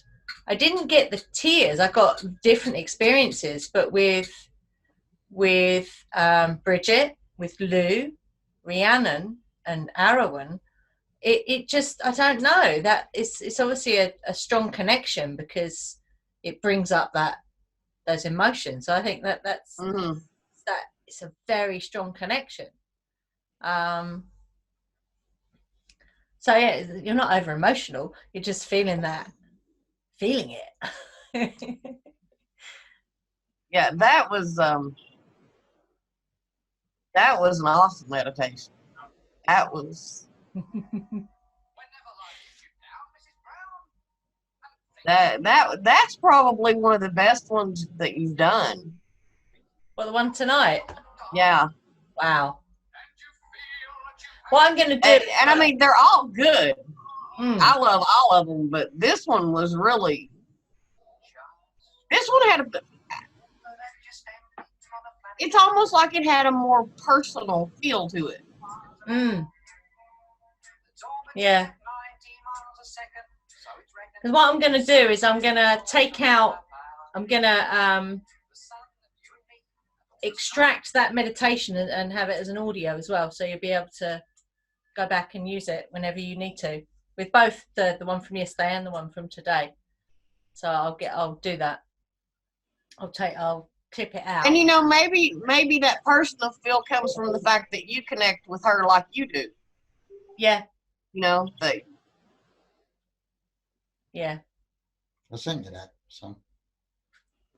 Oh, he's just sent to me or to Michelle? That's to Michelle. He's just sent you that Monty Python.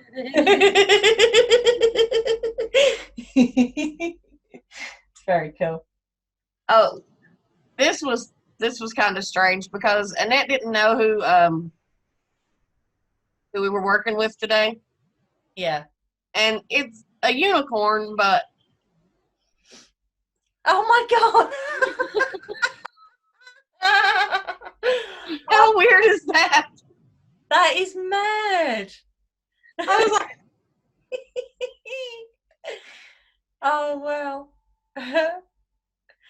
So that was the surprise that I was talking about in the earlier video today, with Rhiannon coming in, because I wasn't going to do that, and she came in and said, "No, I'm going to guide you to, Anwithin, which is where Arwen lives." I'm like, okay, that's fine. I don't mind that. Well, I even printed her picture out. Oh my god!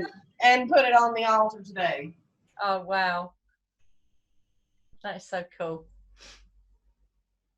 Wow. She has a glow around her. Good afternoon. In that picture. Mm-hmm. Oh my god! The golden light. Oh my goodness. and there was probably 50 different pictures on the internet that I could have chose, and I kept going back to that one. Yeah. Wow. That is so cool. Oh my goodness. I love this synchro mysticism. It's fucking brilliant. And it's just been a whole week of it.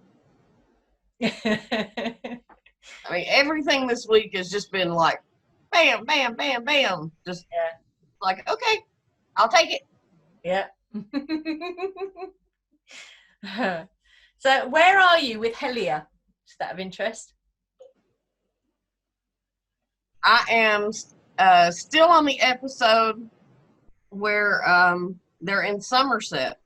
Because, and this is another one of those strange ones. When I turned that back on to watch it the other night, I got sick. Really? Like sick.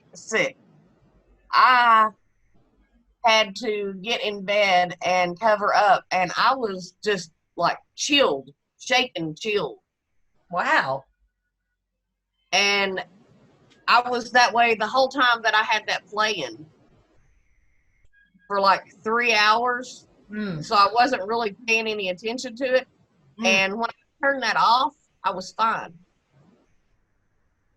Wow. Within 15 minutes, I wasn't shaking. I wasn't chilled. Nothing. I felt fine.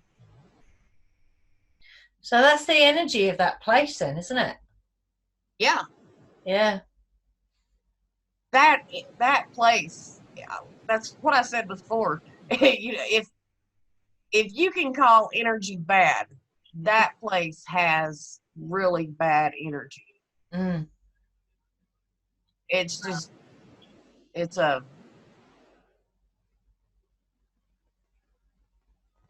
hard to describe. It's almost like the energy that the place itself doesn't want you there.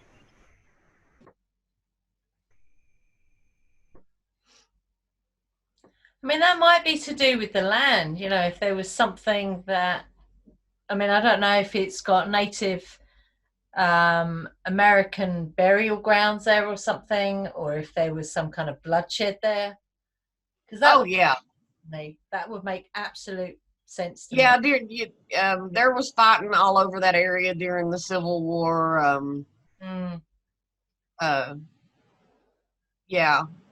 there's that whole area up through there is just a lot of bloody ground.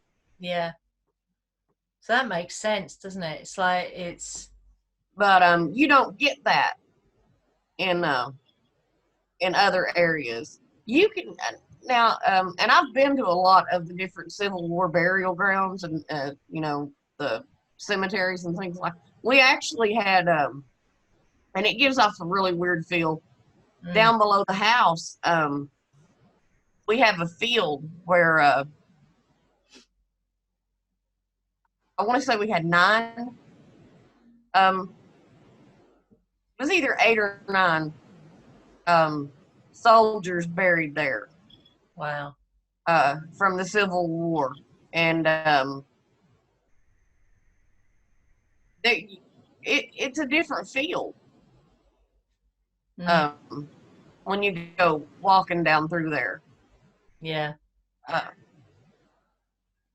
And what was really shitty was the guy that owned the land. He actually went in there with his tractor and tore up all the little the rocks that they had put to mark the graves.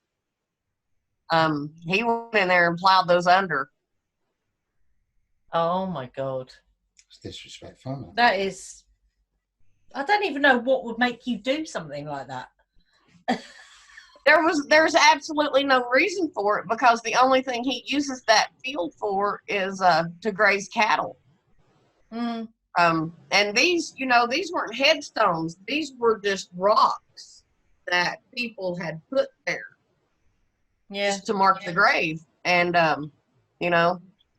he just got tired of them one day, I guess, and decided he was going to plow them under.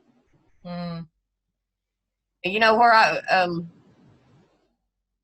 you can, like, turquoise beads, arrowheads, all of that around that whole area where I'm from. You can walk out in the fields and find those.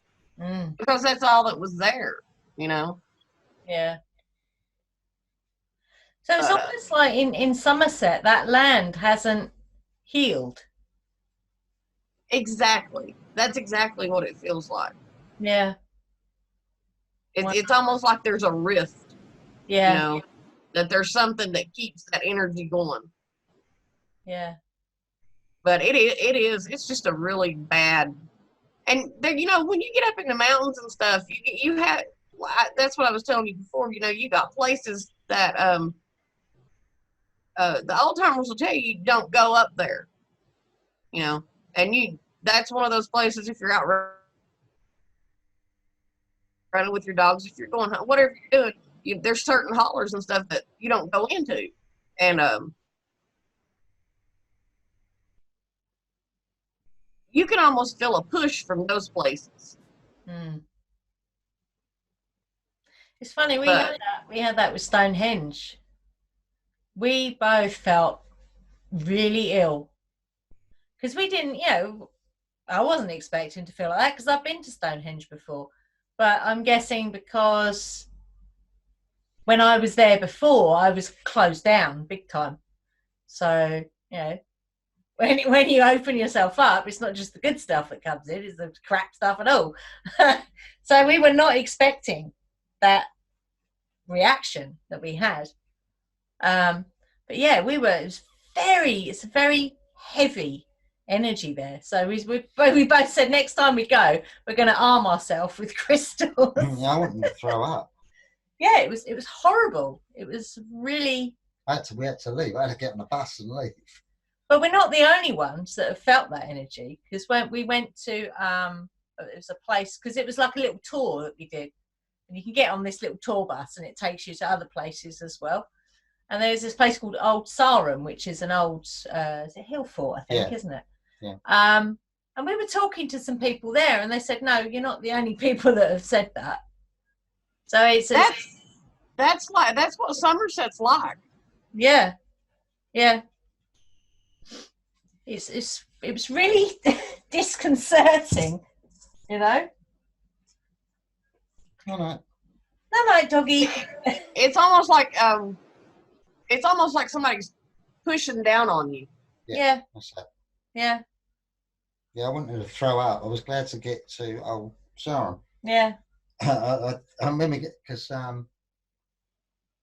it was a double-decker bus, and our lanes are quite tiny, and This bloody bus driver was driving this bus like it was a Formula One car. Yeah. So on the one hand, I was not pleased because I felt sick, like badly sick. But then on the other end, I was glad to get out of that energy. But next time we go there, we're going to go with lots of crystals on us and stuff.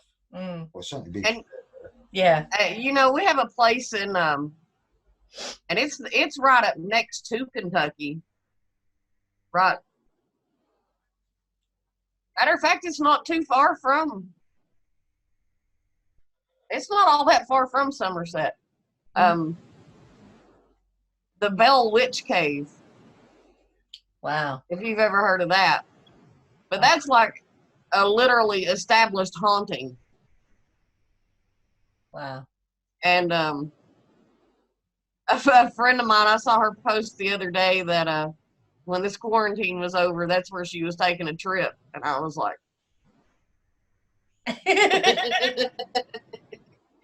I even messaged her. I'm like, you might want to rethink that. Wow. Because you're saying that you're an empath and this is not somewhere you want to go. I've been to that cave. Yeah. Yeah, she doesn't want to do that.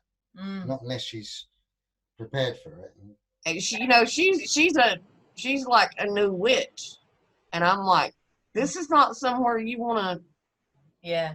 You want to go messing around. This is just not. Well, I think if she does do it, she needs to go with experienced empaths, really. Yeah. Because they can close her down. Yeah. Because those sort of places, unless you're going, see, like Stonehenge, unless you're going there as a shamanic druid, because it's a sacred place.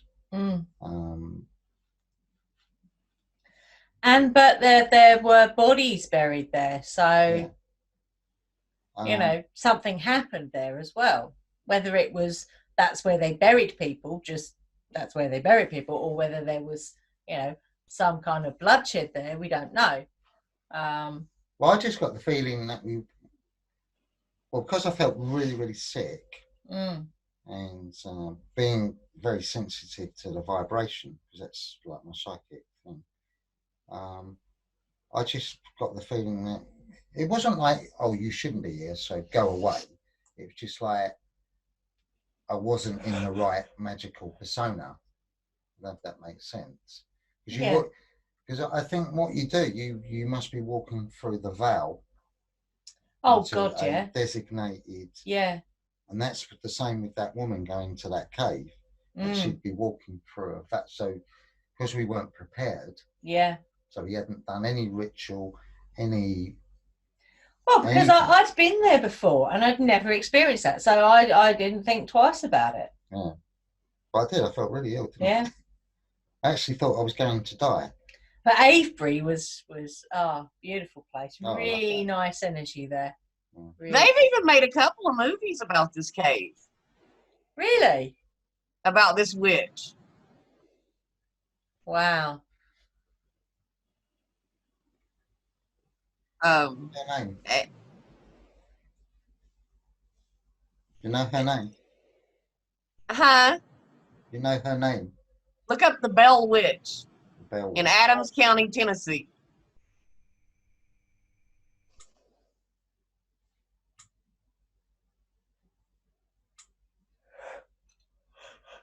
Hello. Is that one L? Is it? I thought you were going. 2 L's. I thought you were going to bed. One of the movies that they made about her has Donald Sutherland and Sissy Spacek in it. So it was a pretty interesting.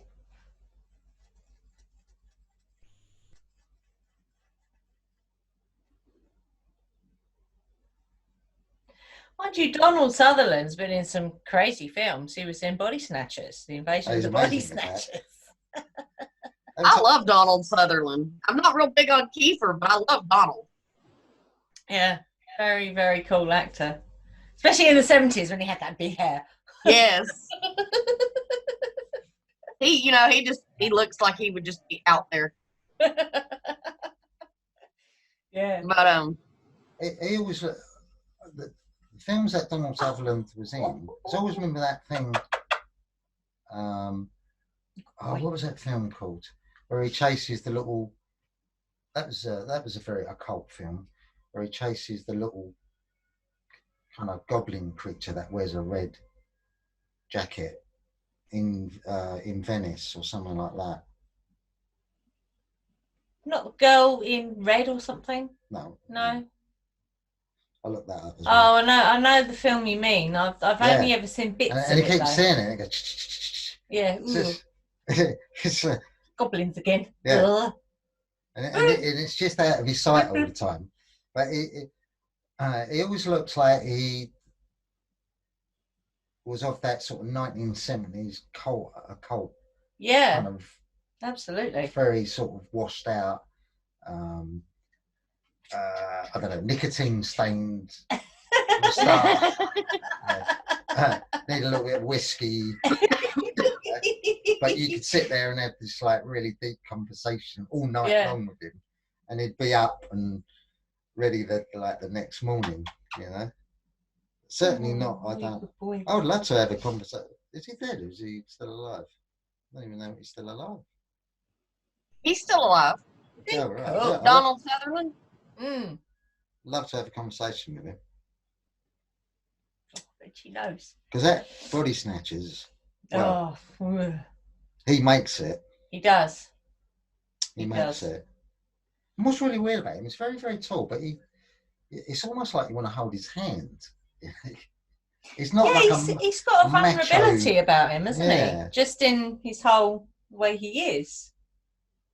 Especially in that film. What is it, the doggy?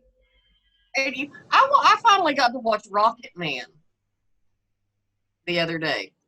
Oh, with the Elton John movie. Oh, I've never seen that, you know. And who was it that Ian was talking about the other day that they could play whatever they heard? Oh yeah, savants. Oh yes. Yeah, autistic. Yeah. I didn't realize Elton John was like that. Is he? In the movie, when you watch the movie, the first time he goes into any formal piano training, he walks in and the lady is playing a piece, and she asks him, you know, if he didn't bring an instrument or whatever, and he's like, no. And he sits down at her piano and she tells him to play something, and he plays exactly what she was playing. Wow. And when he stopped, she asked him why, and he said, because that's all you played.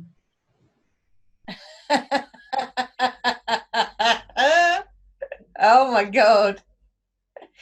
Wow. That's amazing. I know he can do that. He can play anything. Yeah. And I think she was playing Rachmaninoff, maybe. Oh, yeah. Wow. Yeah, he's classically trained. I didn't know that. Wow. Not classically trained as in he's classically trained, but he can play classical music easily. Yeah. He can also do drag very well. Doesn't surprise me. Yeah, he plays Mozart in a drag outfit. That's a good point. I love Elton John. Did you find the Bell Witch? Yeah, I was just reading about it now. Oh, cool. So have people kind of investigated there, Michelle? Wow. Yeah. They've done a lot of stuff around her. But the cave is just, you can feel it when you go into it. I stayed for about 45 minutes. And that was all I could take. Wow. And I had all sorts of protection going on when I went into it. Yeah. I even had a poke root hanging off my neck. Wow.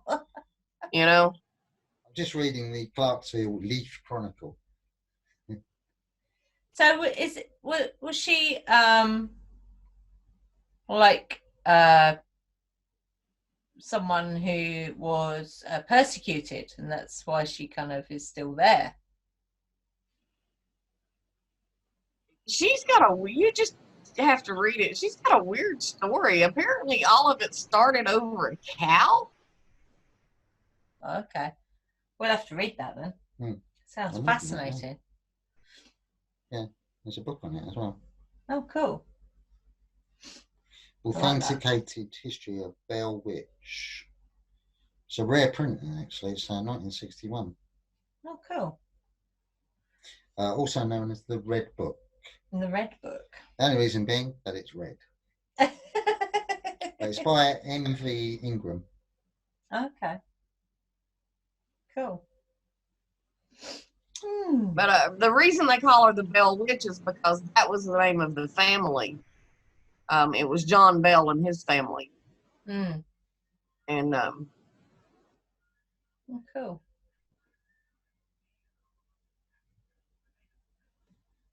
Can you send me that in? Yeah, well.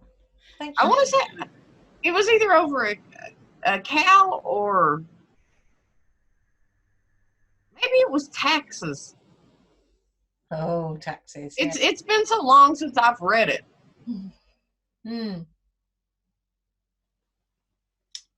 And it's been years since I went to the cave. Yeah.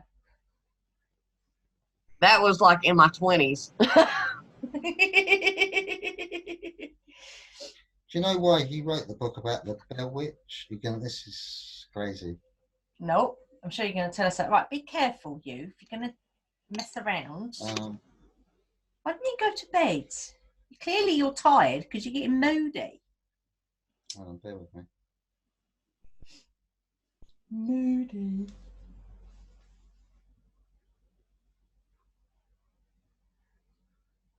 He's ignoring me now.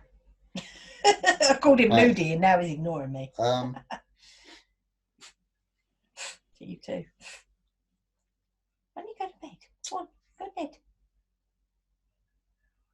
But I would go to bed, mummy. Oh, careful. You're going to go to bed then? Go on then, go to bed. I thought you come to bed. Not the Donald Sutherland movie, but the last movie they came out with about her. My stepbrother was actually an extra in it. Wow. He had a little bit part as the town drunk. But did he experience anything while they were making the movie? No, he didn't. Oh, right, okay. Because that was... I don't think they made the movie anywhere near there. Oh, right, okay. Right, okay, so the first recordings of the Bell Witch was by a gentleman called not Ingram.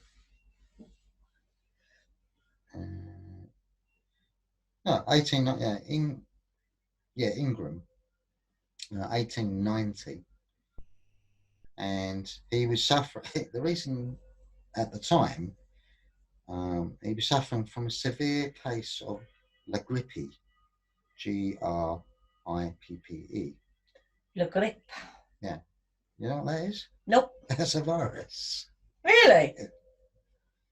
Wow. And he wrote in the Clarksville Chronicle the story of the Bell Witch. So he must have investigated it at the time. And it's just very peculiar that he had a virus. A flu-like virus. Wow. Called La Grippe. He wasn't there that long. He then travelled to Chicago and then became the editor of the Progress Democrat.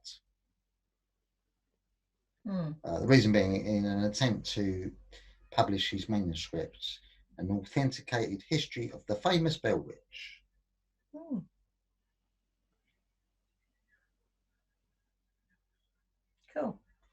Doesn't say much about the Bell Witch in the. This is one reading from Wikipedia. So more about the Mr. Ingram.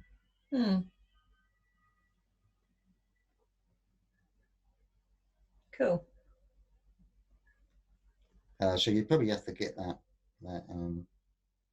the book. Yeah, I can't see anything there.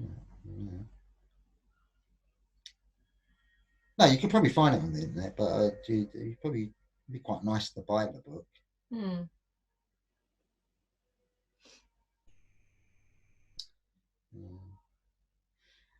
He compared Keith Cartwright. So you probably know about this, Wendy. Michelle.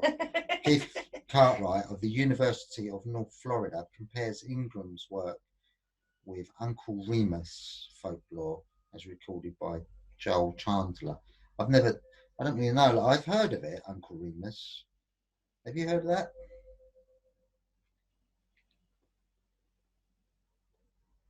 You still there? No. Okay. I've heard that name before, Uncle Remus, but I don't know of anything around it. Uncle Remus is the fictional title character and narrator of a collection of Black American folk tales compiled and adapted by Joel Chandler Harris and published in book form in 1881. And Harris was a journalist. I'd heard of it before, but I'm like you, I didn't really. I've heard of Uncle Remus. So yeah, it's Black American folk tales. That'd be quite interesting to read, actually. What was the date on that one? What, you said 1890? Yeah. This says the haunting began in 1817 when John Bell witnessed the apparition of a strange creature resembling a dog. Oh, wow. Well, you're back to Skinwalker Ranch then, aren't you? Is it the Skinwalkers? Skinwalkers, yeah. Go to Wikipedia and look up Bell Witch. Is that what you looked up in, or? Yeah, I can easily run over things because I'm dyslexic. So. It says, according to legend, from 1817 to 1821, his family in the local area came under attack by a mostly invisible entity that was able to speak, affect the physical environment, and shapeshift.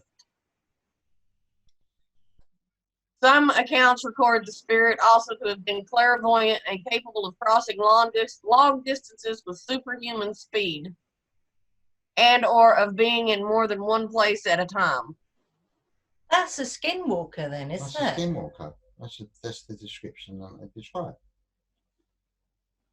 Because we were watching I can't remember what that was. Was that a Ghost Adventures? We watched one with Ghost Adventurers, and then one that was about Skinwalker Ranch. But it was that first one with Ghost Adventures were there, and they'd set up this motion activated night vision camera, and it was snowing, so the camera was on because it was sensing movement. And what was really peculiar, is that, and there wasn't a break in the film, because it was on, because it was snowing, so there's all this snow falling down, and there's it's a road where a lot of I'm getting goosebumps just talking about it. It was a road where a lot of people were seeing this wolf, and it was like nothing there apart from snow, and then this wolf appeared out of nowhere and walked past and disappeared again. I'm like, whoa! There was no break in the film. It was like, whoa, fucking hell. And it was a big wolf. It was huge. So yeah, that sounds like a skinwalker, doesn't it? Oh, yeah. Wow.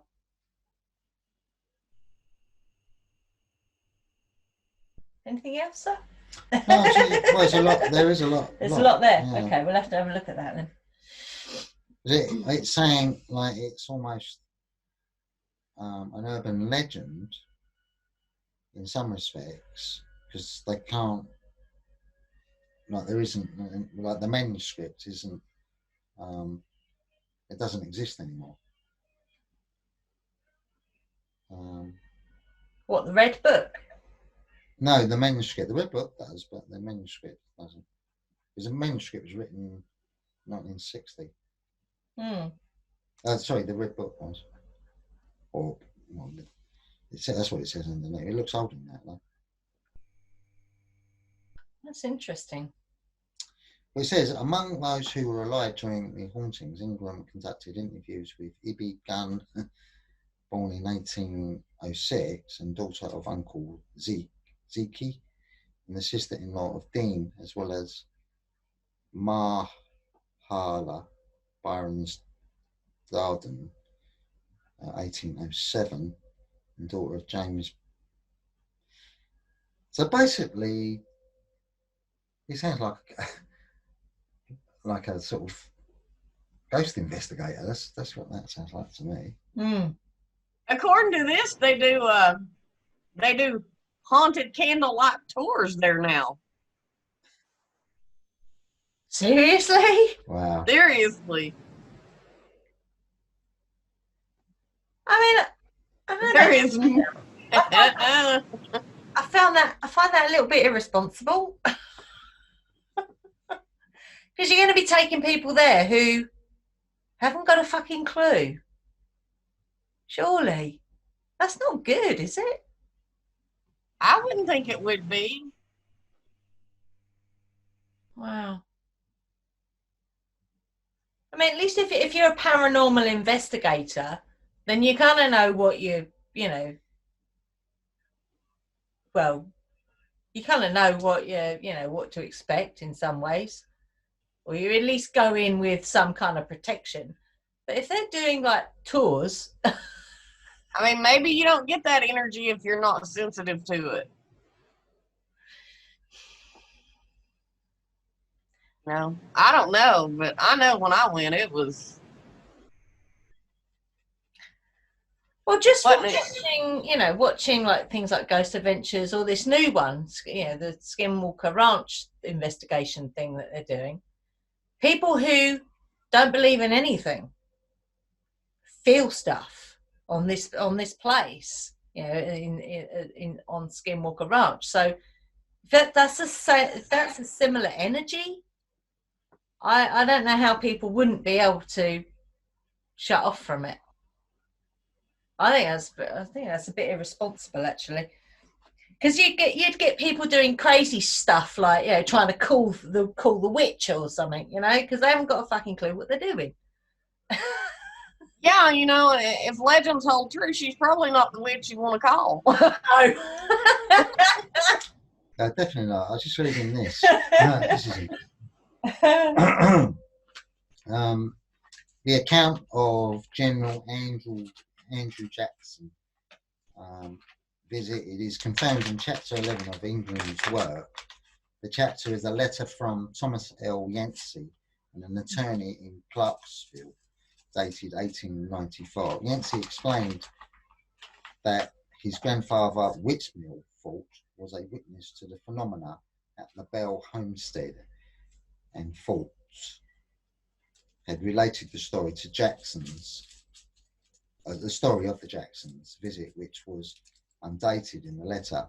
Yancey described his grandfather's account as quite amusing to me. The Bell household was strained of resources from visitors, and Jackson brought a wagon load of supplies with his men. Nearing the Bell homestead, the wagon stopped and appeared fastened to its position despite considerable effort by Jackson's men to free it. Jackson exclaimed, "By the eternal, boys." I should have done that in American accent, shouldn't I? By the eternal, boys, it is the witch. A metallic voice was heard in the vegetation. All All general, let the wagon move on. I will see you again tonight. The horses began moving again. Instead of camping out, the party stayed at the Bell home that evening.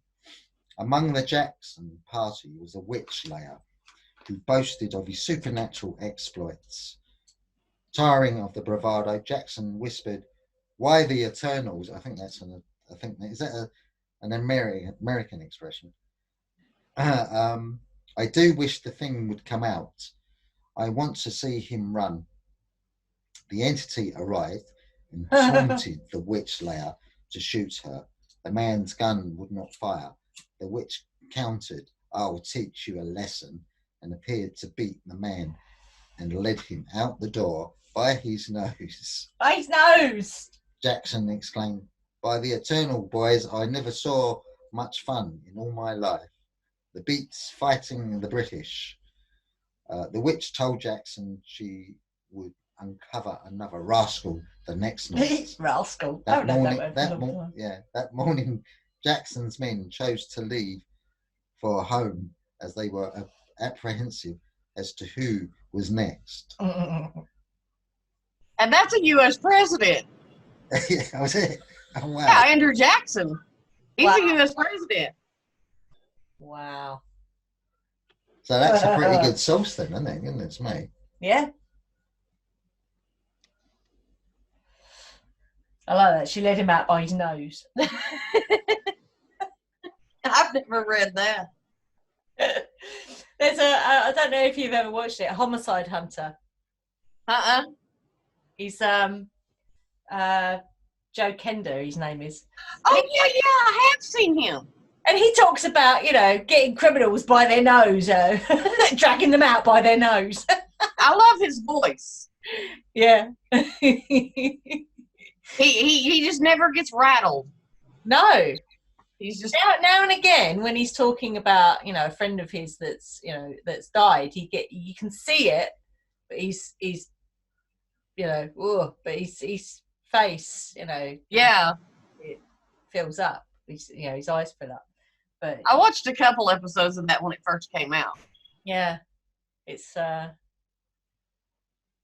funny when he says, and he says it in that very deadpan way. I'm going to drag him out by his nose. God, stop it! He's funny. I cannot get the History Channel here. Really? It refuses to let me have the History Channel. Absolutely just refuses. That's weird. I've managed to get HBO, Cinemax, Starz, all these other channels, but whenever I try to get the History Channel, it tells me I have to put in my cable provider, and I don't have cable. But it won't let me buy it through my Roku account. That's weird, isn't it? There is actually there's a film actually. Go on then. It's called The Bell Witch, the movie, also known under the working title as Tennessee One.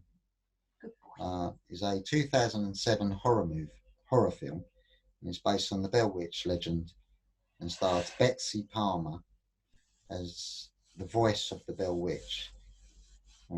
Scheduled for direct-to-video release. Oh, it was direct-to-video release in September the 1st, 2001. Wow. The one that I was talking about is the name of it is An American Haunting. That has Donald Sutherland. It's from 2005. Oh, cool.